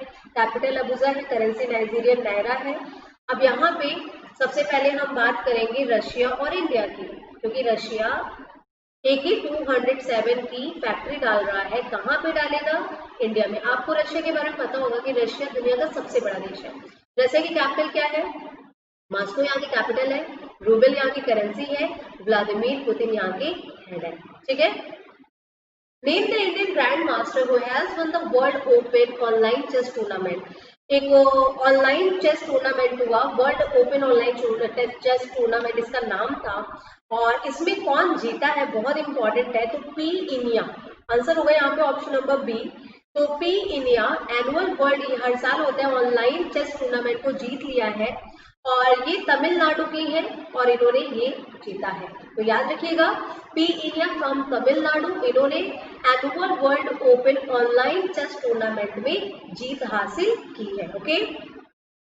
Which IIT incubated startup Chakra Innovation has launched Chakra Deco to decontaminate N95 mask। जो N95 मास्क है, जिन्हें अभी तक सबसे ज्यादा सेफ बताया जा रहा है कोविड-19 से बचने के लिए, इसको साफ करने के लिए कौन सी IIT ने चक्र इनोवेशन वहां पे बना दिया गया था स्टार्टअप, उसने चक्र डीको नाम का मशीन बनाया है। किस IIT ने किया? तो आंसर यहाँ पे होगा IIT Delhi. Option number 5 will be the correct answer. ये जो आप बॉक्स देख रहे हो इसी का नाम है चक्र डीको। देखो, आप देखो लिखा भी है वहां पे, बगल में N95 मास्क लिखा है। तो ये क्या करता है ना, हर एक लेयर को, N95 मास्क की हर एक लेयर को साफ करता है और गैस क्लीनिंग प्रोसेस ये यूज करता है, जिससे ये जो मास्क है ये डिकंटेमिनेट हो जाता है। तो IIT दिल्ली ने बनाया है, याद रखिएगा चक्र डीको इसका नाम है। अब देखिए, ये लोग हैं जिन्होंने इसे बनाया है। Who has authored a new book in Vertonomic 8 Idea to Transform India? Again a book। अब ये जो इंटरनोमिक बुक है, 8 आइडिया जो इंडिया को ट्रांसफॉर्म कर देंगे, ये किसने लिखा है? तो इसे लिखा है मिस्टर गुरमीत सिंह ने। ठीक है, ये है गुरमीत सिंह जी ने, जिन्होंने इन्वर्टोनॉमिक्स नाम की किताब लिखी, जिसमें इन्होंने 8 आइडियाज बताए हैं कि अगर हम वो यूज करेंगे तो इंडिया में जो प्रॉब्लम है, spectrum of social inequality, pollution, gender disparity and rural economy, descendant, इन सारी चीजों को ये किस तरीके से हम इससे ओवरकम कर सकते हैं, इसके बारे में इन्होंने बताया है। Who among the following world leader has been nominated for Nobel Peace Prize 2021? नीचे कुछ वर्ड मतलब विश्व के नेताओं का नाम दिया गया है, सभी बड़े फेमस हैं, और आपसे पूछा गया है कि 2021 का जो नोबेल प्राइज मिलेगा पीस के क्षेत्र में, शांति के क्षेत्र में, वो किसको मिलेगा। तो यहाँ पे नाम किसका नाम दिया गया है? तो डोनाल्ड ट्रंप को चुना गया है, नॉमिनेट किया गया है। इसके लिए क्यों किया गया है सोचिए। इजराइल देश के साथ गल्फ कंट्री में पहला जो खाड़ी देश था, उसका इन्होंने क्या करवाया, दोनों के बीच में अब्राहम लिंक साइन करवाया, समझौता करवाया। किसके बीच में? यूनाइटेड अरब अमीरात और इजराइल के बीच में। जो कट्टर है, एक दूसरे के दुश्मन है। ठीक है, क्यों दुश्मन है? देखो, जो गल्फ कंट्रीज है वो मुस्लिम कंट्रीज है, ठीक है, आप भी जानते हो, और इजराइल जो है वहां पे इसी की तो लड़ाई है कि इजराइल एक देश हो गया जहाँ पे यहूदी रहते थे, और एक आपका बन गया फिलिस्तीन जहाँ पे मुस्लिम्स की आबादी थी, और इसका लड़ाई चल रहा है। इजराइल चाहता है कि वो मुस्लिम देश ना बने, जबकि फिलिस्तीनी चाहते हैं कि वो मुस्लिम देश बने। तो भाई एक मुस्लिम देश इसीलिए उससे दूर रहते थे जितने भी गल्फ कंट्रीज हैं, लेकिन इनके बीच में उन्होंने समझौता कराया, तो ये बहुत बड़ा पीस डील उन्होंने कराया, जिसके लिए इनको इस अवार्ड के लिए चुना गया है। ठीक है, तो आंसर यहाँ पे option number D Donald Trump बनेगा। यूनाइटेड स्टेट के प्रेसिडेंट है डोनाल्ड ट्रंप, जिन्हें इस अवार्ड के लिए नॉमिनेट किया गया है। किसके लिए? 2021 के नोबेल पीस प्राइज के लिए। जो भी एफर्ट इन्होंने इजराइल और UAE के बीच में पीस बिल्ड कराने के लिए किया, उसके लिए। ओके, ये आपको पता है यूएसए के प्रेसिडेंट है। नॉर्थरोप ग्रूमैन ने अपने अगले साइक्लस स्पेसक्राफ्ट का नाम किस भारतीय एस्ट्रोनॉट के रूप में रखा है? तो बड़ी बात है क्योंकि जो कल्पना चावला थी जो ओरिजिनली इंडिया से, हाँ she was working for NASA, वो नासा के मिशन में शामिल हुई थी, but she was from India originally. तो नॉर्थरोप ग्रूमैन ने उनको सम्मानित करने के लिए अपने जो अंतरिक्षयान है उसका नाम इनके नाम पे रखने का फैसला लिया। Option number B will be the correct answer. तो नॉर्थरोप ग्रूमैन ने नाम रखा एसएस कल्पना चावला स्पेसक्राफ्ट, ठीक है। और नासा ने एक सुपर कंप्यूटर का नाम भी चावला रखा था, इन्हीं के नाम पे रखा था, मतलब पहले भी वो इन्हें सम्मान दे चुका है। Who was conferred with Indira Gandhi peace prize 2019? Indira Gandhi शांति पुरस्कार 2019 किसे प्रदान किया गया? तो ये भी एक इम्पॉर्टेंट क्वेश्चन बनता है। तो यहाँ पे डेविड एटनब्रोग को ये अवार्ड दिया गया। डेविड एटनब्रोग एक ऑथर है और नेचुरल हिस्टोरियन है। बीबीसी नेचुरल हिस्ट्री यूनिट के लिए ये लिखा करते हैं। इन्हें इंदिरा गांधी शांति पुरस्कार 2019 के लिए चुना गया है। ये पुरस्कार सन 1986 से दिया जाता है। ये प्रमोट करता है पीस, डिसआर्मामेंट और डेवलपमेंट को। और ये अवार्ड में जो कैश मनी मिलता है वो 25 लाख का मिलता है। ये डेविड एटनब्रोग है जिन्हें इस बार चुना गया है इस अवार्ड के लिए। According to a report by National Statistical Office survey, which state has topped the list of the most literate state in India? Bharat में सबसे साक्षर राज्य, आई होप आप सबको इसका आंसर पता है। आंसर होगा आपका Kerala. Option number 4 will be the correct answer. Kerala सबसे ज्यादा साक्षर कई बार टॉप कर चुका है, इस बार भी इसने टॉप किया है। और ये जो रिपोर्ट है ये union minister of statics and programme implementation के द्वारा जारी की गई थी। सबसे कम साक्षर कौन है ये भी बात देखते हैं। टॉप 3 में है केरला, दिल्ली, उत्तराखंड और बॉटम 3 में है आंध्र प्रदेश, राजस्थान एंड बिहार। यूपी भी बॉटम 5 में आ जाता है। Which state has launched India's first integrated air ambulance service? First लगा है ना, भारत का पहला उड़ने वाला एम्बुलेंस मतलब हेलीकॉप्टर एम्बुलेंस कहाँ पर लॉन्च हुआ है? तो आंसर होगा कर्नाटका। बहुत जरूरत थी एम्बुलेंस को, बहुत टाइम लग जाता है कई बार इमरजेंसी केसेस में ट्रैफिक की वजह से। तो ये बहुत अच्छी बात है, एयर एम्बुलेंस, ट्रैफिक का कोई जाम नहीं है, जल्दी पहुंचेंगे हॉस्पिटल तक। तो कर्नाटका के सीएम बीएस येदियुरप्पा ने अनावरण किया देश के पहले एयर एम्बुलेंस का कर्नाटका में, ठीक है। तो ये ICATT और क्याथी के द्वारा लॉन्च किया गया। ICATT क्या है? तो ये एक ऐसी संस्था है जो इमरजेंसी मेडिकल के क्षेत्र में काम करती है। एम्बुलेंस क्या होता है? इमरजेंसी मेडिकल ट्रीटमेंट के लिए लेके भागते हैं। और क्याथी कौन है? क्याथी एविएशन टेक्नोलॉजी है। तो एविएशन टेक्नोलॉजी में एम्बुलेंस को जोड़ दिया गया और इन दोनों ने मिलकर इसे लॉन्च कर दिया। कहाँ पे? कर्नाटका में। Government of Australia has appointed home as trade envoy for advancing business ties with India. Bharat के साथ ऑस्ट्रेलिया की जो संबंध है, व्यापारिक संबंध है, उन्हें बेहतर बनाने के लिए ऑस्ट्रेलिया की सरकार ने किसे एक एनवॉय के रूप में चुना, व्यापार दूत के रूप में चुना। तो आंसर यहाँ पे आएगा, दो लोगों को चुना गया है। मैथ्यू हैडन जो कि क्रिकेटर हैं उन्हें चुना गया और लीजा सिंह को भी चुना गया। ये मैथ्यू हैडन है। तो ऑस्ट्रेलिया की सरकार ने पहले पूर्व क्रिकेटर रह चुके मैथ्यू हैडन और इंडियन ऑरिजिन की पॉलिटिशियन लीजा सिंह, क्या दिमाग लगाया इन्होंने, क्रिकेट प्रेमी सब है, मैथ्यू हैडन को सब फैन हो गई और लीजा सिंह इंडिया ऑरिजिन है, इन दोनों को व्यापार में बढ़ावा देने के लिए चुना है। अशोक जैकब अभी भी चेयरमैन रहेंगे, ठीक है, इस नए जो बोर्ड मेंबर चुने गए हैं इंडिया के साथ व्यापार बढ़ाने के लिए। और हैडन के बारे में बताया कि ये इंटरनेशनल क्रिकेटर है जिन्होंने 103 टेस्ट और 161 वनडे इंटरनेशनल खेले हैं ऑस्ट्रेलिया के लिए। Who has been selected as brand ambassador by Players Spot? अभी आपने पढ़ा बजाज एलियांज के लिए आयुष्मान खुराना। अब यहाँ पे प्लेयर्स स्पॉट के लिए किसे चुना गया है? आजकल गेमिंग वेबसाइट बहुत लॉन्च हो रही है तो अलग अलग लोगों को चुना जा रहा है। खासकर IPL के सीजन में तो और ज्यादा गेमिंग वेबसाइट्स आ जाती हैं बैटिंग वगैरह के लिए। तो प्लेयर्स स्पॉट ने चुना है यहाँ पे B और D दोनों को, मतलब स्मृति मंदाना और भुवनेश्वर कुमार को। तो ये लेफ्ट में स्मृति मंदाना है, राइट में भुवनेश्वर कुमार है। इन दोनों को प्लेयर्स स्पॉट ने अपने ब्रांड एम्बेसडर के रूप में चुना है। Which state government has launched a scheme named Garima for sanitation worker? जो सफाई का काम करते हैं उनके लिए गरिमा नाम की योजना किसने चुना है? तो उसी ने जिसने कालिया बलराम शुरू किया था। कौन किया था? तो उड़ीसा का नाम यहाँ पे आएगा। Option number B will be the correct answer. So Garima was launched for institutionalizing and regulating core sanitization service to provide social security and financial benefit for sanitation worker and their family. इसमें उन्हें 50 करोड़ का इन्होंने पूरा fund दिया है जो urban और जो लोकल बॉडीज है वहां के सफाई कर्मचारियों को किसी न किसी रूप में फाइनेंशियल बेनिफिट देगा. Which state or UT has topped state startup ranking result 2019? कौन से राज्य में कितने नए नए स्टार्टअप होते हैं? स्टार्टअप क्या होता है? आपने कोई नया बिजनेस किया वो स्टार्टअप है जिससे कुछ लोगों को रोजगार मिल रहा है और आपका भी काम चल रहा है. तो कौन से राज्य में कितने स्टार्टअप स्टार्ट हुए इंडिया में, इस मामले में कौन सबसे टॉप पर है? तो Gujarat will be the correct answer. सबसे ज्यादा स्टार्टअप कहाँ पे शुरू हुआ? गुजरात में सबसे ज्यादा स्टार्टअप शुरू हुआ है. गुजरात ने इसे टॉप किया है. और कई कैटेगरी थी, ठीक है. कैटेगरी एक्स में रखा गया सारे बड़े बड़े राज्यों को, वाई में रखा गया नॉर्थ ईस्ट के राज्यों को लेकिन असम को छोड़ के, और यूनियन टेरिटरी में दिल्ली को छोड़ के, ठीक है, उसे स्टेट में डाल दिया गया. तो गुजरात बेस्ट परफॉर्मर था बड़े राज्यों में. अंडमान एंड निकोबार ने यूनियन टेरिटरी की और नॉर्थ ईस्टर्न स्टेट की लिस्ट को टॉप किया, ठीक है, याद रखिएगा. Category X, category Y. अब देखो फॉर्मूला 1 इटालियन ग्रैंड प्रिक्स, मैंने अभी आपको बताया ग्रैंड प्रिक्स मतलब कार रेसिंग. इटालियन मतलब जो इटली में हुआ. तो बेल्जियम में जो हुआ था उसे लुइस हैमिल्टन ने जीता. इटली का कौन जीता है? तो इटली का पिएरे गैस्ली जीते, याद रखना. और इनका ये पहला ग्रैंड प्रिक्स है भाई.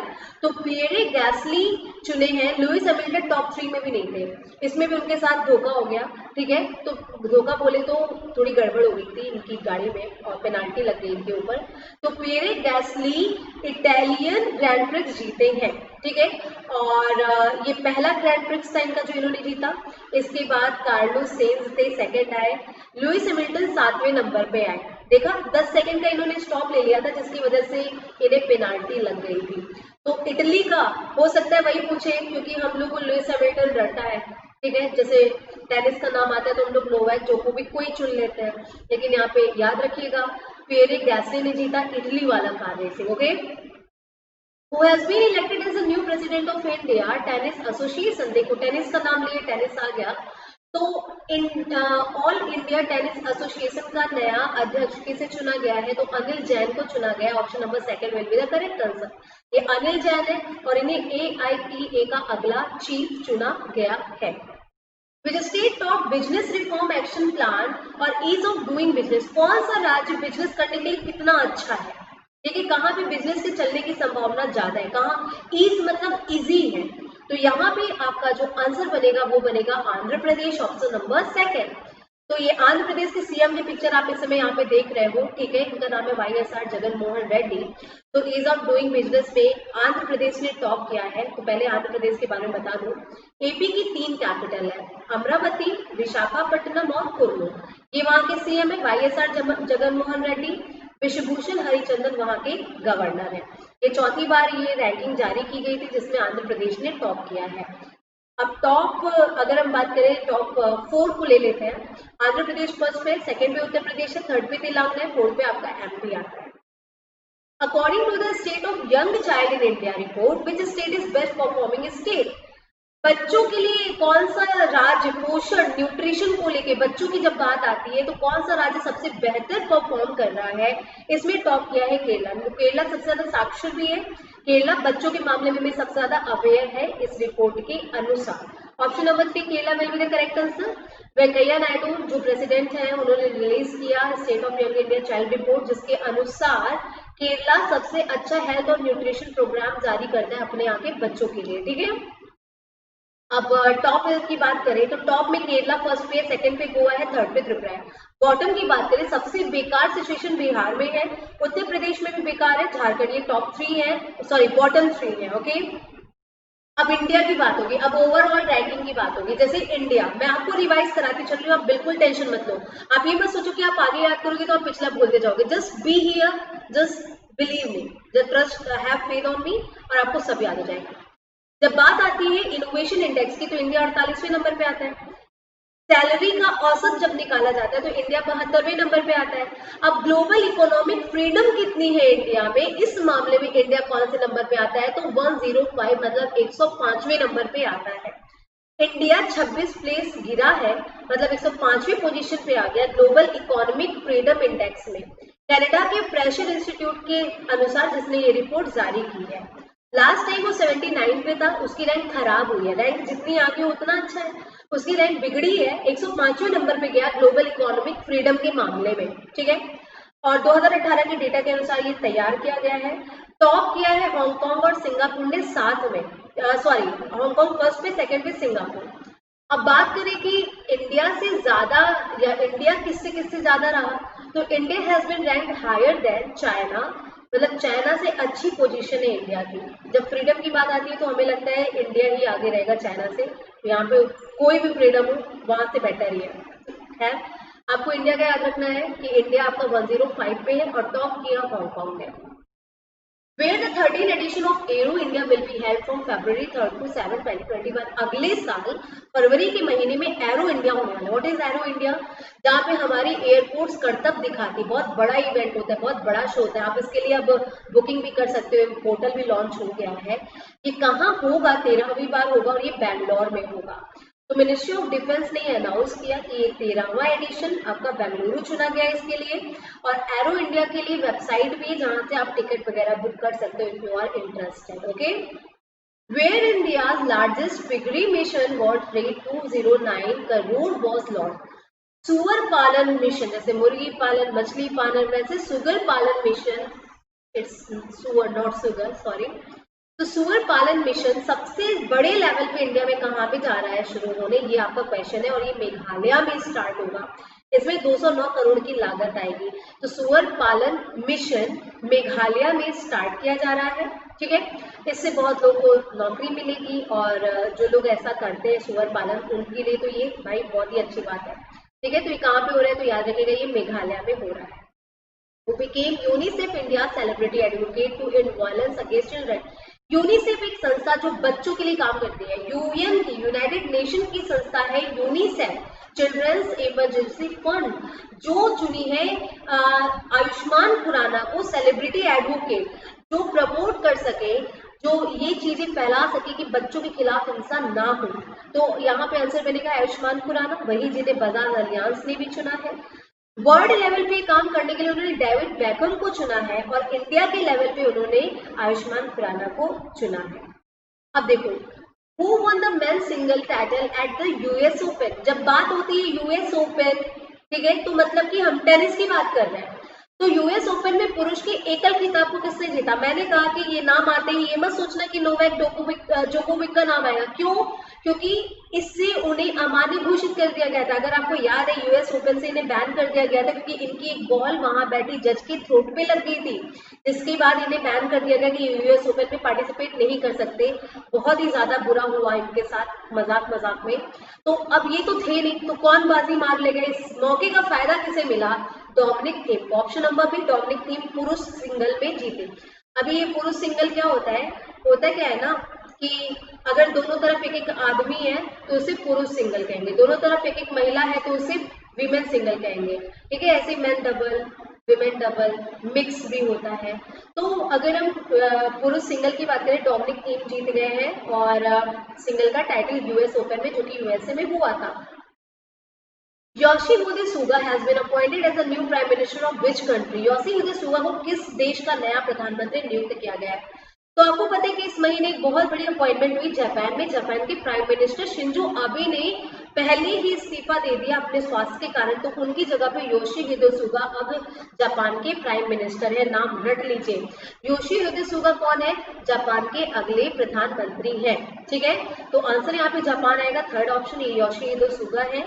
ये किसके बाद आ रहे हैं? तो ये शिंजो आबे के बाद आ रहे हैं।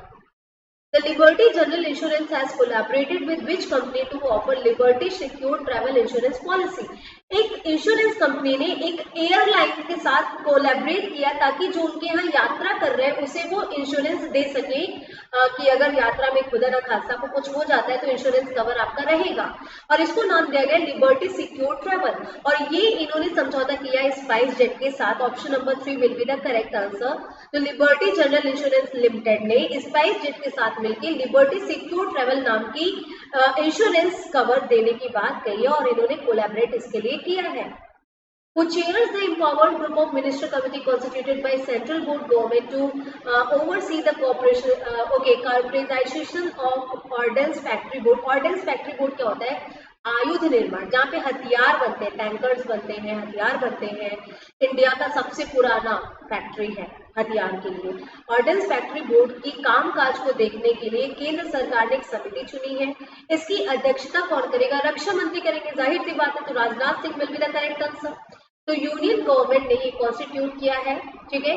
ये ऑर्डिनेंस फैक्ट्री बोर्ड देखो ये है जहाँ पे आज वो मिलता है, और ये शोकेस भी करते हैं। कब शोकेस करते हैं? 18 मार्च को, क्योंकि 18 मार्च इनका आयुध निर्माण दिवस होता है। क्यों होता है? क्योंकि इसी दिन ये जो इंडिया की सबसे पुरानी ऑर्डिनेंस फैक्ट्री है कोलकाता में, इसे शुरू किया गया था सन 1802 में। Can you imagine?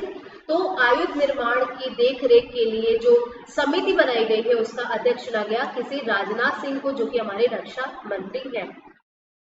What is rank of India among the fastest growing freelance market? देखो मैं रिवाइज कर रहा हूँ। When we talk about innovation, India stand at 48th place. Okay. When we talk about average salary, India is on 72 place. And अगर हम बात करें उसके बाद हमने क्या पढ़ा था जिसमें इंडिया की रैंक कितनी थी? 105वीं थी। Freedom in economy, global economy में इंडिया कितना फ्रीडम है, कितनी फ्री है यहाँ पे चीजें। ग्लोबल इकोनॉमिक फ्रीडम में इंडिया 105 नंबर पे आता है। पिछली बार 79 थे, इस बार 105 है। अब बात हो रही है कि फ्रीलांस मार्केट। फ्रीलांस क्या होता है कि मैं काम करती हूँ और मैं किसी कंपनी के अंडर में काम नहीं करती हूँ। जैसे मान लो for example I am event manager, और अगर आपके यहाँ इवेंट है आप मुझे बुला सकते हो, मैं आपके यहाँ की इवेंट ऑर्गेनाइज करूंगी, कोई और भी मुझे बुला सकता है। तो मैं फ्रीलांसिंग कर रही हूँ।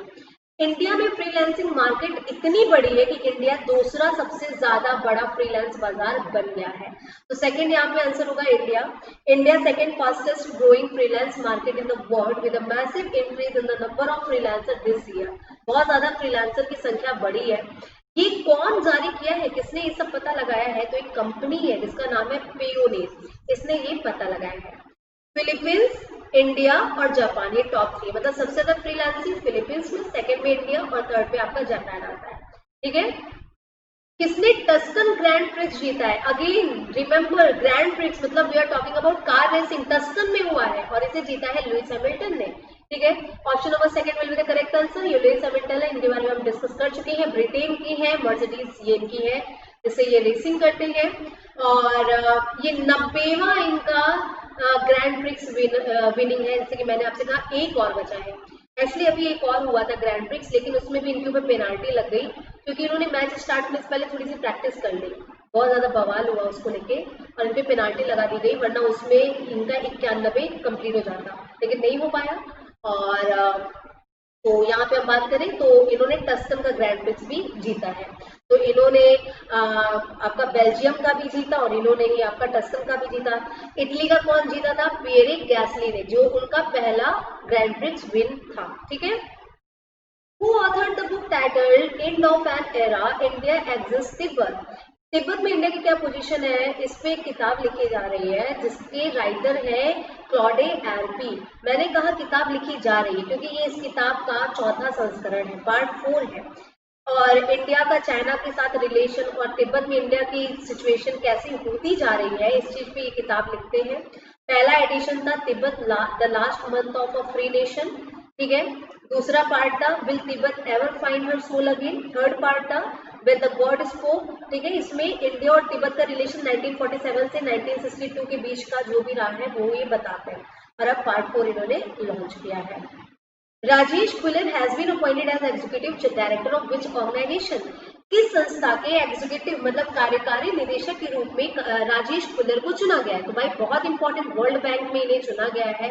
तो वर्ल्ड बैंक ने, ठीक है, ये है राजेश खुल्लर, इन्हें अपना कार्यकारी निदेशक चुना, और एशियन डेवलपमेंट बैंक ने किसे चुना, समीर कुमार खरे को चुना है। ठीक है, चल नेक्स्ट आता है, who has been appointed as a brand ambassador of Great Learning। फिर से एक ब्रांड एम्बेसडर, ग्रेट लर्निंग एक संस्था है जो शिक्षा के क्षेत्र में काम करती है, उसने विराट कोहली को अपने ब्रांड एम्बेसडर के रूप में चुना है। तो ये इसकी जो पावर अहेड नाम का एक कैंपेन है उसे प्रमोट करेंगे और हाई क्वालिटी लर्निंग को प्रमोट करेंगे। तो विराट कोहली को चुना है ग्रेट लर्निंग ने, बजाज अलियांस ने चुना है आयुष्मान खुराना को, एसबीओ टॉप ने चुना है डॉन ब्रावो को, और अगर हम बात करें यहाँ पे, और हमने अभी तक कितना पढ़ा, क्योंकि आगे भी क्वेश्चंस हैं, हाँ मित्रा का हमने पढ़ा, कियारा आडवाणी, वैसे तो बहुत सारे हैं, एक एक करके अभी हम लोग फिर से एक बार रिवाइज करेंगे। Name the person who has been appointed as the brand ambassador of Paytm first game. अब पेटीएम फर्स्ट गेम ने किसे चुना, तो सचिन तेंदुलकर, ठीक है, क्रिकेट की गॉड को चुन लिया इन्होंने डायरेक्ट भाई। तो पेटीएम फर्स्ट गेम ने, आपको पता है ना पेटीएम बैंक अब बंद हो गया है, उसका जो फंक्शन है आरबीआई ने स्टॉप कर दिया है।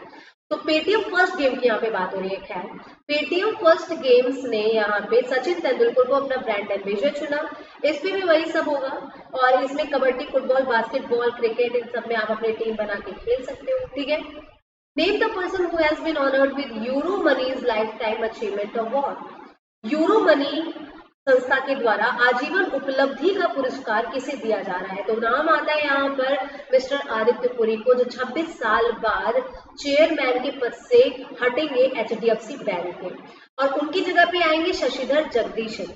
तो इनको दिया जा रहा है ये अवार्ड। ठीक है, यूरो मनी एक मैगजीन है, ग्लोबल फाइनेंस और बैंकिंग मैगजीन है, जिसके द्वारा ये सम्मान इन्हें दिया जा रहा है। आदित्य पुरी एचडीएफसी बैंक के फॉर्मर चेयरमैन, मैनेजिंग डायरेक्टर, जिनकी जगह पे अब कौन आ रहा है, शशिधर जगदीशन आ रहे हैं, याद रखिएगा। Which bank partnered with Titan to launch India's first contactless payment watch named Titan Pay। ऐसा Titan Pay नाम की वॉच रहेगी कि अगर आप जाओगे और मशीन है तो आपको कार्ड स्वैप करने की जरूरत नहीं है, आप अपनी वॉच से वहां पे टैप करोगे, आपका पेमेंट हो जाएगा। तो Titan Pay के साथ मिलके ये कौन सी बैंक ने इस तरह की घड़ी लॉन्च की है, तो एसबीआई ने किया है, one of the most apex bank of India. तो अगर हम बात करें एसबीआई ने टाइटन पे के साथ क्या किया, कोलैबोरेट किया और टाइटन पे नाम की एक घड़ी लॉन्च की, जिसमें बिना कार्ड के आप पेमेंट कर सकते हो। ऑनलाइन पोकर मंच है, पोकर्स गेम है, जिसका नाम है 9 स्टेक। इन्होंने अपना ब्रांड एम्बेसडर किसे चुना, मैंने कहा ना नई नई गेम की वेबसाइट से जो अपने ब्रांड एम्बेसडर बहुत चुन रहे हैं इस समय। आंसर होगा सुरेश रैना। सुरेश रैना को 9 स्टेक का ब्रांड एम्बेसडर चुना गया है, ये सुरेश रैना है। और ये अब उनकी सारी जो भी कैंपेन्स है, जो भी एंगेजमेंट एक्टिविटीज है, उसे प्रमोट करेंगे। सदाशिव रावजी पाटिल का निधन हुआ, ये कौन से गेम से रिलेटेड थे, भारत के पहले व्यक्ति थे जो टेस्ट मैच खेले थे क्रिकेट। तो former Indian cricketer Sadashiv Raoji Patil, जिन्होंने इंडिया को पहले टेस्ट मैच में रिप्रेजेंट किया था, इनका निधन हुआ 86 साल की उम्र में कोल्हापुर महाराष्ट्र में, और 10 अक्टूबर 1933 में इनका जन्म कोल्हापुर में ही हुआ था। Find the person who has been honored with 2020 Asia Game Changer Award by Asia Society। ये अवार्ड उन्हें मिलता है जिन्होंने कुछ सोशल रिस्पॉन्सिबिलिटी का काम किया हो। और जो शेफ है, मास्टर शेफ इंडिया, अगर आपने कभी देखा हो, आपने विकास खन्ना को जरूर देखा होगा, उन्होंने लॉकडाउन के दौरान बहुतों को खाना खिलाया, जिसके कारण इन्हें इस अवार्ड के लिए चुना गया। तो आंसर आपको मिल चुका है, Vikas Khanna will be the correct answer. यहाँ पे आप इनकी पिक्चर देखिए, इन्होंने एक किताब भी लिखी है और इस किताब का नाम है किचन ऑफ ग्रेटिट्यूड। ये भी एक न्यूज है, याद रखिएगा। तो पहला न्यूज तो ये कि एशिया गेम चेंजर अवार्ड 2020 विकास खन्ना को मिला। कोविड-19 पैंडेमिक के दौरान इन्होंने फीड इंडिया ड्राइव स्टार्ट की, उसके लिए ये अवार्ड 2014 से दिया जाता है जो समाज के लिए कुछ अच्छा करते हैं। और फिर एक और न्यूज आती है कि विकास खन्ना की किताब लॉन्च हुई है किचन ऑफ ग्रेटिट्यूड, ठीक है, जिसमें फीड इंडिया इनिशिएटिव के बारे में इन्होंने लिखा है। तो दोनों न्यूज कनेक्ट है, याद रखिएगा। What is India's rank in 2020 Human Capital Index released by World Bank? आपने देखा कि इनोवेशन में इंडिया स्टैंड 48। अगर हम बात करें कि एवरेज सैलरी इंडिया 72, और अगर हम बात करें ग्लोबल इकोनॉमिक फ्रीडम की, तो इंडिया स्टैंड एट 105 पोजीशन। और if you talk about India freelancing market, that India is at second place in the world. And now human capital index, मानव पूंजी की, यहाँ पे पूंजी, बाकी पैसे रुपए की बात नहीं, मानव पूंजी मतलब यहाँ के लोग कैसे हैं, यहाँ के लोगों का ध्यान कितना रखा जाता है, हेल्थ न्यूट्रिशन की बात होगी, हेल्थ की बात होगी इंडिया के लोगों की, तो इस मामले में भारत 116वें नंबर पे आता है। तो ह्यूमन कैपिटल इंडेक्स में इंडिया 116वें नंबर पे आता है। 174 देशों की सूची बनाई गई और यहाँ पे अगर हम बात करें तो इसमें हेल्थ के आधार पे, न्यूट्रिशन के आधार पे इंडिया या फिर बाकी जो देश है उनकी रैंकिंग की जाती है। अब हम यहाँ पे एक क्वेश्चन आपसे पूछते हैं कि इस लिस्ट को टॉप किसने किया है। अभी का अभी जो ये सेशन देख रहे हैं कमेंट सेक्शन में इसका आंसर हमें देंगे। एक और किताब आ गई, आजादी, फ्रीडम फासिज्म फिक्शन। तो इस नाम से किताब किसने लिखा, तो बहुत ही फेमस राइटर अरुंधति रॉय। इनकी जो किताबें हैं बैंक के पेपर में खासकर बहुत पूछी जाती है बैंक के पेपर में, तो आई विल सजेस्ट कि बैंक के बच्चे तो भूलिएगा मत। आजादी नाम की किताब किसने लिखी, अरुंधति रॉय ने, ठीक है। तो अरुंधति रॉय की किताब है आजादी, जिसे पेंगुइन बुक लिमिटेड ने पब्लिश किया है। मीनिंग क्या होता है फ्रीडम का, इसके आधार पे उन्होंने ये किताब लिखी है। Who has given additional charge as the Minister of Food Processing Industry, क्योंकि हरसिमरत कौर बादल ने रिजाइन कर दिया, तो फूड प्रोसेसिंग इंडस्ट्री का एडिशनल चार्ज जब तक कोई नहीं आता कौन संभालेगा, तो आंसर आएगा जो कृषि मंत्री है नरेंद्र सिंह तोमर, वही अब इसे भी संभालेंगे। और राष्ट्रपति ने ये आदेश दिया, राष्ट्रपति का ये हक होता है, उन्होंने अब ये लेफ्ट में नरेंद्र सिंह तोमर को, राइट में जो हरसिमरत कौर है उनकी जगह पे संभालने के लिए कार्यभार दिया है। A Promised Land is the Memoir of War, एक किताब है, एक वादा भूमि। ये किसका संस्मरण है आपको पता है? वो भी बहुत ही इन्फ्लुएंसिव मैं कहूँगी पर्सनैलिटी है और मुझे बहुत मतलब कि सही लगते हैं, बराक ओबामा। तो option number 4 will be the correct answer, ठीक है। बराक ओबामा की संस्मरण है जहाँ पे वो अपनी लाइफ के बारे में लिखेंगे, नवंबर में रिलीज होने वाली है और पब्लिश रैंडम जो पेंगुइन रैंडम हाउस है वो इसे पब्लिश करेगा, ठीक है।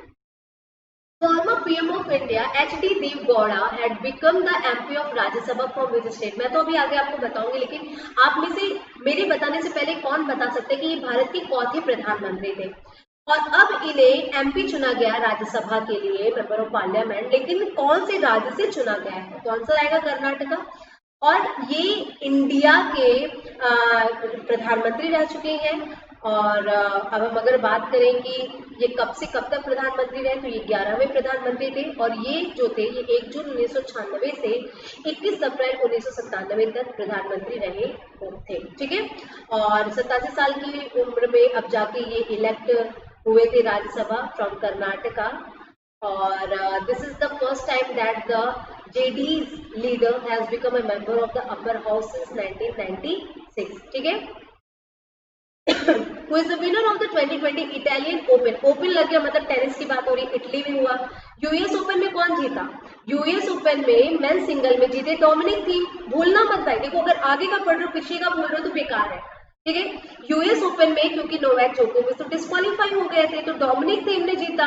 अब इटालियन ओपन में कौन जीता? तो इटालियन ओपन में भाई ये बचा ले गए, नोवाक जोकोविच है तो वही जीते। Option number C will be the correct answer. दुनिया में इस समय नंबर 1 पे इनकी रैंकिंग है और नोवाक जोकोविच की, और इन्होंने अर्जेंटीना के डीगो को हरा के ये जीत लिया मेन सिंगल। अब यहाँ पे विमेन सिंगल भी देख लो, विमेन सिंगल कौन जीता है? तो सिमोना हैलेप, सिमोना हैलेप जो है ये जीती और ये इनका पहला इटालियन ओपन का टाइटल है। तो सिमोना हैलेप विमेन सिंगल, नोवाक जोकोविच आपके मेन सिंगल, कहाँ पे? इटली वाले टेनिस के टूर्नामेंट में। Homan Dees has been awarded with the IG Nobel Prize 2020 for Medical Education. Please इसे नोबेल प्राइज मत समझिएगा, ये नोबेल प्राइज नहीं, ये IG नोबेल प्राइज है जो कि एक मैगजीन के द्वारा दिया जाता है। मेडिकल एजुकेशन में प्रधानमंत्री नरेंद्र मोदी को इन्होंने चुना इस अवार्ड के लिए। तो IG नोबेल प्राइज एक ऐसा अवार्ड है जो एक मैगजीन इम्पोरेबल रिसर्च के द्वारा दिया जाता है हर साल 1991। ये नोबेल प्राइज नहीं है, ठीक है, याद रखना। This is a satirical and parody award given out by a magazine improbable research every year since 1991। तो प्राइम मिनिस्टर नरेंद्र मोदी को IG Nobel prize 2020 medical education के लिए चुना गया है। क्यों? Modi was awarded the prize for using the कोविड-19 pandemic to teach the world that politicians can have a more immediate effect on life and death than scientist and doctors can, ठीक है। इसके लिए इनको ये अवार्ड मिला है। PM Modi has recently inaugurated the Ghar Tak Fiber project, in which state to connect all the villages of the state through optical fiber internet service. आपने पढ़ा था चेन्नई से अंडमान निकोबार तक गया एक फाइबर ऑप्टिकल केबल समुद्र के अंदर से ले जाया गया, सबमरीन, ठीक है, समुद्र के अंदर। अब कौन से राज्य में घर तक फाइबर, जहाँ पे घर घर इंटरनेट सुविधा पहुंचाई जाएगी, ये स्टार्ट हुआ है। तो इलेक्शन कहाँ पे हो रहा है? बिहार में हो रहा है, राइट। बिहार सरकार, बिहार में ये लॉन्च हुआ है, option number B, Bihar will be the correct answer. तो घर तक फाइबर जो योजना है ये बिहार में लॉन्च हुई है। टोटल 14,258 करोड़ की योजना है और वीडियो कॉन्फ्रेंसिंग के जरिए इसका फाउंडेशन स्टोन रखा नरेंद्र मोदी ने और घर तक फाइबर इसका नाम है, जिसमें 45,945 गांव जो है बिहार के, वहां पे फाइबर ऑप्टिकल केबल बिछाई जाएगी ताकि लोगों को इंटरनेट सुविधा मिल सके। Okay, let's discuss about Bihar. सो ये बिहार है और बिहार की कैपिटल क्या है? तो पटना यहाँ की कैपिटल है। नीतीश कुमार यहाँ के कौन है? सीएम है। फागू चौहान कौन है? यहाँ के गवर्नर है। Angrita Sherpa, the first man to climb Mount Everest 10 time has passed away. 10 बार माउंट एवरेस्ट की चढ़ाई करने वाले विदाउट एनी ऑक्सीजन बॉटल, ठीक है, उनका निधन हो गया। तो वो कौन से देश से थे? तो यहाँ पे आंसर होगा नेपाल, वो नेपाल से थे। अंगरीता शेरपा इनका नाम था। शेरपा तो टाइटल ही बन गया है माउंटेनिंग करने वाले लोग का। है first man to climb mount Everest 10 time और इनका डेथ हुआ बीमारी, ब्रेन और लिवर रिलेटेड बीमारी की वजह से। इन्हें स्नो लियोपार्ड कहा जाता था अपनी क्लाइंबिंग स्किल के वजह से। आपको मैं यहाँ पे फोटो दिखाऊं, मुझे इनका नाम नहीं याद आ रहा है, इनके नाम में बहादुर आता है, बस मुझे इतना याद आ रहा है। ये पता है कौन है? इनका पूरा नाम नहीं याद आ रहा है, बहादुर तो मुझे याद है। ये दुनिया के सबसे बूढ़े व्यक्ति हैं जिन्होंने माउंट एवरेस्ट की चढ़ाई की। और इधर आप जिनकी पिक्चर देख रहे हैं ये कौन है? ये अंगरीता शेरपा है जो 10 बार माउंट एवरेस्ट चढ़ने वाले दुनिया के पहले व्यक्ति हैं, ठीक है। Volvo Car India has partnered with which of the following bank to launch Volvo Car Financial Service? Volvo car खरीदने के लिए आपको फाइनेंशियल सर्विस एक बैंक प्रोवाइड करेगी। इसके लिए वॉल्वो कार को किसी बैंक के साथ कोलैबोरेट करना ही पड़ेगा ना। तो उसने किसके साथ कोलैबोरेट किया? तो आंसर आएगा HDFC बैंक। HDFC बैंक ने वॉल्वो कार के साथ पार्टनर किया ताकि वॉल्वो कार खरीदने के लिए बायर्स को इजी फाइनेंस मिल जाएगा बैंक की तरफ से, ठीक है। 100% तक कवरअप मिल जाएगा। सोचिए, लूटने की पूरी तैयारी है। आप लालच में पड़ के खरीदो, फिर बाद में आप उसे भर ना पाओ तो फिर झंझट ही झंझट है, ठीक है। याद रखिएगा वॉल्वो कार ने HDFC के साथ पार्टनरशिप की है। Who among the following has been recently appointed as the interim president of Mali? आपको याद है माली में वहाँ पे तख्ता पलट हो गया। तख्ता पलट मतलब आप समझते हैं कि वहाँ के प्रेसिडेंट और प्राइम मिनिस्टर को हॉस्टेज बना लिया गया और मिलिट्री शासन लगा दिया गया और अब वहाँ पे नया प्रेसिडेंट भी चुन लिया गया। और हालांकि इसका बहुत विरोध हो रहा है, उसके आसपास के राज्य ने उससे रिश्ते खत्म कर दिए हैं, बॉर्डर सील कर दिया है। भाई लीगल नहीं है ना, सिविलियंस का कुछ इलेक्शन हुआ नहीं, मिलिट्री ने तख्ता पलट किया है जबरदस्ती। नाडा वहाँ के जो पहले डिफेंस मिनिस्टर थे अब वो वहाँ के प्रेसिडेंट बन गए हैं। तो option number A will be the correct answer, ठीक है। उससे पहले इब्राहिम बाबूकर कीता थे जिन्हें इन्होंने हॉस्टेज बनाया, उनसे रिजाइन लिया और फिर नाडा जो है वो वहाँ के क्या बन गए? प्रेसिडेंट बन गए। तो माली के डिफेंस मिनिस्टर ये जो बीच में आप देख रहे हैं ये अब वहाँ के प्रेसिडेंट हैं, ठीक है। तो जैसे कि आपने देखा ना, उन्होंने उनके घर में घुसा, ओवरथ्रू कर दिया उन्हें, इब्राहिम बाबूकर कीता को लास्ट मंथ। और अब ये बन गए 18 महीने तक ये रहेंगे प्रेसिडेंट। हालांकि माली जो है बहुत ज्यादा उस पर प्रेशर है कि फिर से सिविलियन रूल वहां पे आए, फिर से इलेक्शन हो, क्योंकि आसपास के देशों ने उनसे रिश्ता तोड़ दिया है, ठीक है। अभी बात कर लेते हैं ना, ये माली जो ये सब हो रहा है ये सब है कहाँ पे?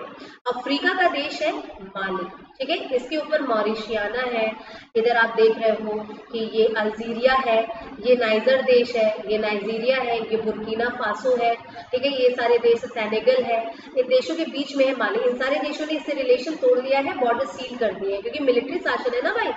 अब देखो कैपिटल क्या है यहाँ की? बैमाको यहाँ की कैपिटल है, CFA फ्रैंक यहाँ की करेंसी है, बाहडा जो है यहाँ के प्रेसिडेंट बन गए और मोक्टर ऑयन यहाँ के प्राइम मिनिस्टर। एक और बुक है वॉइस ऑफ डिसेंट। डिसेंट का मतलब होता है असंतोष, असंतोष की आवाज, मतलब लोग इतने असंतुष्ट हैं तो उनका जो सोच है, इसके राइटर कौन है? तो भाई रोमिला थापर जो है उन्होंने किताब लिखी वॉइसेस ऑफ डिसेंट, असंतोष की आवाजें, ठीक है। ये इनकी किताब है जो कि हिस्टोरियन है रोमिला थापर, इन्होंने लिखा है। और इसे कौन पब्लिश करेगा, तो 2 लोग मिलके पब्लिश करेंगे jointly, penguin random house India और सीगल बुक, ये दोनों मिलके वॉइसेस ऑफ डिसेंट नाम की किताब जो कि रोमिला थापर ने लिखी है उसे पब्लिश करने वाले हैं। Okay, who has been appointed as one of the 7 members of the Asian Football Confederation Task Force। Asia में फुटबॉल कॉन्फेडरेशन के लिए जो 7 सदस्यों की टीम बनी है उसमें इंडिया से कौन चुना गया है, तो आंसर होगा Girija Shankar Mungali, option number D यहाँ पे आंसर होगा। तो ये है कौन, ये रिटायर्ड कर्नल है, पुणे में रिटायर्ड कर्नल है डॉक्टर गिरिजा शंकर मुंगाली। इन्हें 7 लोगों में से एक मेंबर चुना गया है, ठीक है। इस समय चेयरमैन है क्लब लाइसेंसिंग कमेटी के ऑल इंडिया फुटबॉल फेडरेशन में, और ये इकलौते इंडियन है जिन्हें एशियन फुटबॉल कॉन्फेडरेशन के द्वारा बनाई गई टीम में 7 लोगों के सदस्य में एक सदस्य के रूप में चुना गया है। Who has been appointed as the new administrator of Punjab and Maharashtra Cooperative Bank। जैसे एस कृष्णन पंजाब एंड सिंध में चुने गए, ठीक है, वैसे ही अच्छा पीएमसी बैंक देखिए कुछ आ रहा है। पीएमसी बैंक वो बैंक है जो फ्रॉड किया जिसने बहुत बड़ा, जो लोग वहां पे पैसा जमा किए वही लोग अपना पैसा नहीं निकाल पाए, बैंक क्लोज कर दी गई और 10 लोग आत्महत्या अभी तक कर चुके हैं। ये न्यूज नहीं दिखाई जा रही होगी मीडिया पे, क्योंकि मीडिया को बहुत सारी चीजें है ना अभी कवर करनी है। पीएमसी बैंक बहुत बड़ा फ्रॉड किया, अब इसको फिर से स्टेबल किया जा रहा है। बहुत लंबे समय तक धरना वहां पे लोगों ने दिया, लोगों के पैसे वहां पे थे जो वो निकाल नहीं पाए, और ये सिचुएशन आ गई थी कि जिनका पैसा इस बैंक में था वो लंगर में खाना खाना शुरू कर दी, ये कंडीशन लोगों की हो गई थी। खैर, तो इसके नए एडमिनिस्ट्रेशन, नए प्रशासक के रूप में किसे चुना गया है, तो A.K. दीक्षित को चुना गया है। इनसे उम्मीद है कि ये सिचुएशन को सही कर देंगे। रिजर्व बैंक ऑफ इंडिया ने पूरा कंट्रोल ले लिया है पीएमसी बैंक पे, और उसने A.K. दीक्षित को नया एडमिनिस्ट्रेटर चुना है, ठीक है। इस समय JB भोरिया थे, वो 22 सितंबर को हेल्थ रीजन की वजह से हट गए, तो A.K. दीक्षित को उनकी जगह पे चुन लिया गया।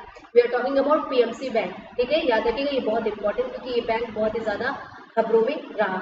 ओके, मैं क्वेश्चन पूछती हूँ पीएमसी, वैसे मैंने हिंट दे दिया शायद कुछ बताने में, खैर पीएमसी बैंक का हेडक्वार्टर बताइएगा, ठीक है। Who among the following has been named in the time-100 most influential people list। सबसे ज्यादा प्रभावशाली लोगों की सूची में इनमें से किसका नाम है, तो जितने लोगों का नाम आप यहाँ पे देख रहे हैं उसमें से केवल नरेंद्र मोदी का नाम इस बार शामिल किया टाइम्स ने। तो टाइम्स के 100 सबसे इन्फ्लुएंशियल लोगों में नरेंद्र मोदी का नाम है। और भी बहुत इंटरेस्टिंग नाम आया है, आयुष्मान खुराना का आया है, शाहीन बाग में जो CAA के अगेंस्ट जो प्रोटेस्ट चल रहा था उसमें जो दादी बहुत फेमस हुई थी उनका भी नाम आया है, ये बहुत इंटरेस्टिंग नाम था। तो prime minister Narendra Modi, Shaheen Bagh protester विकीज, एक्टर आयुष्मान खुराना, प्रोफेसर रविंद्र गुप्ता और गूगल के सुंदर पिचाई, इन लोगों के नाम आए हैं अलग अलग वजह से 100 मोस्ट इन्फ्लुएंशियल पीपल 2020 की लिस्ट में। Ismail Toroama has been elected as a president of Bougainville, ठीक है, which is an autonomous region of which country. जो बच्चे मेरा सेशन स्टार्टिंग से देखते हैं वो जानते हैं, मैंने हजारों दफा बताया कि बोगेनविले पापुआ न्यू गिनिया से अलग होकर एक ऑटोनोमस रीजन बना है, और जिसमें प्रेसिडेंट कौन चुना गया, तो इस्माइल तोरुआमा को चुना गया, जो कि 196 कंट्री बना बोगेनविले। तो ये पापुआ न्यू गिनिया से अलग हुआ है, ये उसका ऑटोनोमस रीजन है। Option number C will be the correct answer. देखो, जब आप पैसिफिक में देखते हो, पैसिफिक बोले तो ऑस्ट्रेलिया हो गया, ये इंडोनेशिया का थोड़ा सा पार्ट है, ये है न्यू पापुआ गिनिया, और इससे अलग होकर ये बोगेनविला बना एक देश जिसके president, oh my God you can see him, बहुत ही डरा रहे हैं ये पिक्चर में, उंगली दिखा रहे हैं एकदम गुस्से में, इन्हें वहां का प्रेसिडेंट चुना गया है। Suresh Angadi, who has passed away due to COVID-19, was Minister of State in which ministry। ये भी आपको पता होगा, बहुत हम लोग पढ़ते थे इनके बारे में, जब भी रेलवे मिनिस्ट्री की बात होती थी हम लोग राज्य मंत्री सुरेश अंगाड़ी की बात जरूर करते थे। इनका निधन हो गया COVID-19 की वजह से, तो रेलवे मिनिस्ट्री से ये जुड़े हुए थे, ठीक है, ये है Suresh Angadi. Who among the following has been appointed as the new Prime Minister of Somalia।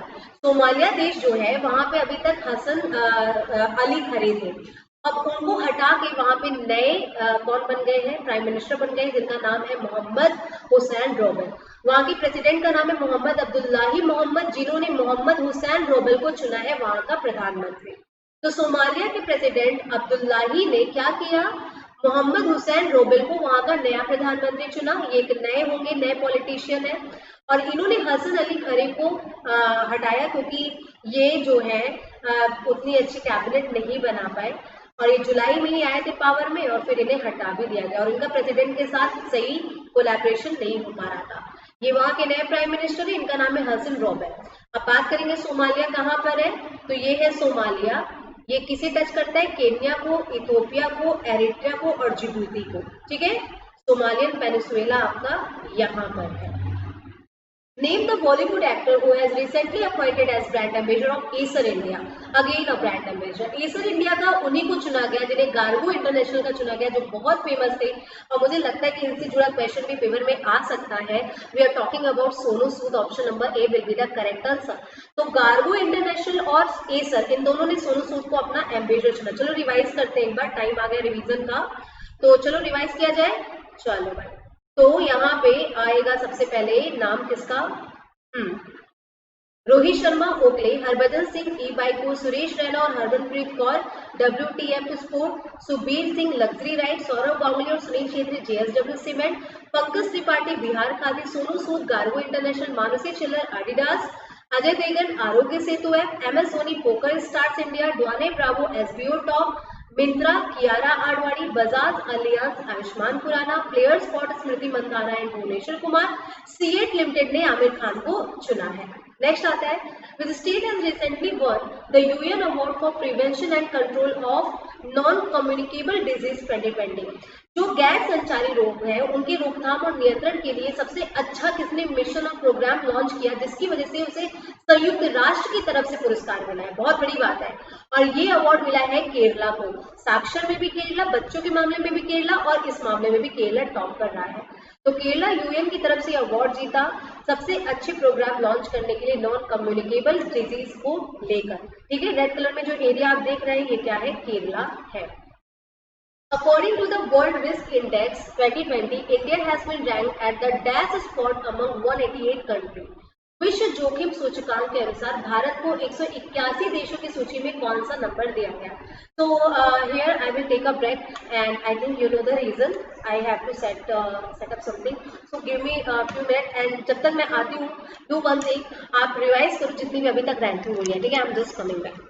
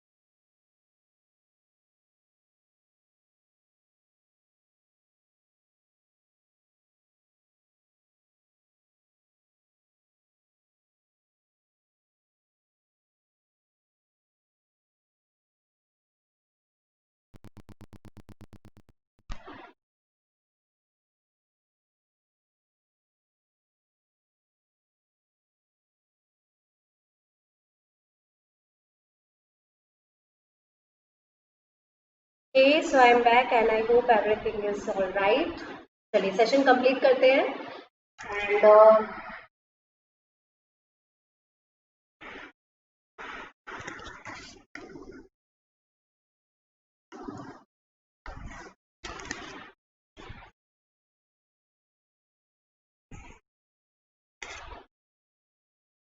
Okay, तो कुछ प्रॉब्लम आ गई थी जिसकी वजह से मुझे थोड़ा सा ब्रेक लेना पड़ा। चलिए देखिए, तो विश्व जोखिम सूचकांक की अगर हम बात करें तो इंडिया 181 कंट्रीज में किस नंबर पे आया है, 89 नंबर पे आया है। ठीक है। अभी किसने जारी किया है, तो ये आपका ग्लोबल रिस्क डिजास्टर के मामले में जारी किया गया, जैसे अर्थक्वेक हो गया, स्टॉर्म हो गया, फ्लड हो गया। इसका रिस्क कौन से देश में कितना ज्यादा है, इसमें अगर इंडिया का नाम ले तो वो 89 नंबर पे आता है 181 देशों में। सबसे ज्यादा रिस्क टोंगा में है, सबसे कम रिस्क कतर में है, और इंडिया 89 नंबर पे आता है। सबसे ज्यादा रिस्क वानुटाउ में है, ठीक है, वानुटाउ में है, सेकेंड नंबर पे टोंगा आता है।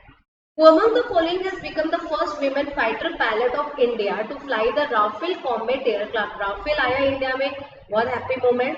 अब इसको उड़ाने वाली पहली भारतीय महिला फाइटर पायलट कौन है, तो नाम आता है शिवांगी सिंह का, who is from Varanasi. Option number C will be the correct answer. ये शिवांगी सिंह है, फ्लाइट लेफ्टिनेंट शिवांगी सिंह, और ये बनारस से है, वाराणसी से है, यूपी के, और इन्होंने इंडियन एयरफोर्स 2017 में ज्वाइन किया था। अभी तक ये मिग 21 विसोन एयरक्राफ्ट उड़ाती थी और अब ये राफेल उड़ाएंगे। बहुत अच्छी बात है, महिलाओं के लिए बहुत प्राउड मूवमेंट है। Name the winner of F1 formula 1 Russian Grand prix. Grand prix का नाम आया, अब बात हो रही कार रेसिंग की, और यहीं पे बहुत गलत हुआ लुइस हैमिल्टन के साथ। फिर इन पे वही हैमिल्टन पे पेनाल्टी लगी, ये नहीं जीते, और कौन जीत गया, वॉल्टेरी बोटास जीत गए। तो Valtteri Bottas Russian Grand Prix जीत गए और लुइस हैमिल्टन का र्यून हो गया रेस पूरा, क्यों, पेनाल्टी की वजह से। The former Union Minister Jaswant Singh, who has passed away recently, had held which of these portfolio? Jaswant Singh इसमें से कौन से मिनिस्ट्री में थे, तो भाई उन्होंने डिफेंस मिनिस्ट्री में भी काम किया, एक्सटर्नल अफेयर में भी, और फाइनेंस में भी। तो all of the above will be the correct answer. ये अटल बिहारी वाजपेयी जी की जब सरकार थी तब की बात है। ये बिहारी जी हैं, और ये कौन है, जसवंत सिंह जी हैं, जिनका निधन हुआ 82 साल की उम्र में अब, ठीक है। तो इन्होंने काम किया था एक्सटर्नल अफेयर मिनिस्टर के रूप में, डिफेंस मिनिस्टर के रूप में, और फाइनेंस मिनिस्टर के रूप में वाजपेयी जी की कैबिनेट में, ठीक है। Who has been appointed as the chairman of BCCI's Women National Selection Panel? जो BCCI का महिला जो क्रिकेट है उसमें सिलेक्शन पैनल जो सिलेक्ट करेगा कौन सा प्लेयर खेलेगा कौन सा नहीं, उसमें किसे चुना गया है, इसका अध्यक्ष किसे चुना गया है, तो नाम आता है यहाँ पे नीतू डेविड का। ये भी ऑलरेडी एक क्रिकेटर रह चुकी हैं, लेफ्ट हाथ से बॉलिंग करने के लिए फेमस थे नीतू डेविड, और इन्हें चुना गया है चेयरमैन BCCI के उस पैनल का जो विमेन नेशनल टीम में सिलेक्शन करेगा। तो board of control for cricket in India ने जो पैनल बनाया उसका हेड चुना नीतू डेविड का। ये 5 लोगों का पैनल रहेगा, और ये जो नीतू डेविड है ये सेकेंड हाईएस्ट विकेट का इनका रहा है, विकेट टेकर, क्योंकि ये बॉलर बहुत अच्छी थी झूलन गोस्वामी के बाद। वो झूलन गोस्वामी का सबसे अच्छा रिकॉर्ड है, सेकेंड नंबर पे नीतू डेविड का है, इन्हें इसका चेयरमैन चुना गया है। BCCI के CEO कौन है इस समय, हेमंग आनंद, याद रखिएगा। BCCI के president Saurabh Ganguly, headquarter Mumbai Maharashtra. BCCI का मतलब कब स्टार्ट हुआ, दिसंबर 1928। India's first Coast Guard Academy will be established at which city? Bharat का पहला तट रक्षक एकेडमी कहाँ पे स्थापित किया जाएगा, तो ये आपका होगा बेंगलुरु में। पहले प्लान हो रहा था केरला में करने के लिए, लेकिन केरला में जिस जमीन पे सोचा गया था वो इस तरह के कंस्ट्रक्शन के लिए प्रो नहीं था, तो वहां पे रिफ्यूज कर दिया। तो वहां से रिफ्यूज होने के बाद ये बेंगलुरु में बन रहा है। तो इंडिया का कोस्ट गार्ड जो है उनको ट्रेन करने के लिए, ताकि वो सहायता कर सके सर्च और रेस्क्यू के समय में और भी चीजों में, इसके लिए वहाँ के जो पर्सोनल है कोस्ट गार्ड तटरक्षक, उन्हें ट्रेन करने के लिए एकेडमी बेंगलुरु में बनाई जाएगी, ठीक है। अभी इन्हें कोची केरला में ट्रेन किया जाता है, लेकिन अब इनके लिए बढ़िया एकदम बाकायदा एकेडमी बनाई जाएगी। तो गाइस ये आपके सितंबर मंथ के मोस्ट इंपॉर्टेंट क्वेश्चन थे। आप जो 6 मंथ का करंट अफेयर तैयार करोगे अपने किसी भी एग्जाम के लिए, हर महीने आपको जो भी आते हैं उसमें सितंबर मंथ आएगा ही आएगा। आप केवल इतने क्वेश्चन पढ़ लेना, ये आपके मैक्सिमम 95 क्वेश्चन है, केवल इतने क्वेश्चन आप पढ़ना सितंबर मंथ में, इसके अलावा कुछ नहीं आएगा। एंड आई होप ये सेशन आपके लिए बहुत बेनिफिशियल था। अगर ऐसा है तो इसे अपने फ्रेंड्स के साथ भी शेयर करिए, उन सबके साथ शेयर करिए जो प्रिपरेशन करते हैं, और आप अगर किसी भी ग्रुप में ऐड है तो आप उसमें भी शेयर करिए। One more thing, we have a telegram group also, that is aspirant aboard, आप उसे भी ज्वाइन कर सकते हो। डिस्क्रिप्शन बॉक्स में उसका लिंक दिया है, वहाँ पे दिन भर क्विजेस होती है और करंट अफेयर की क्लासेस के सारे अपडेट्स भी वहाँ पे आपको मिल जाएंगे। Thanks a lot for watching this video, thank you.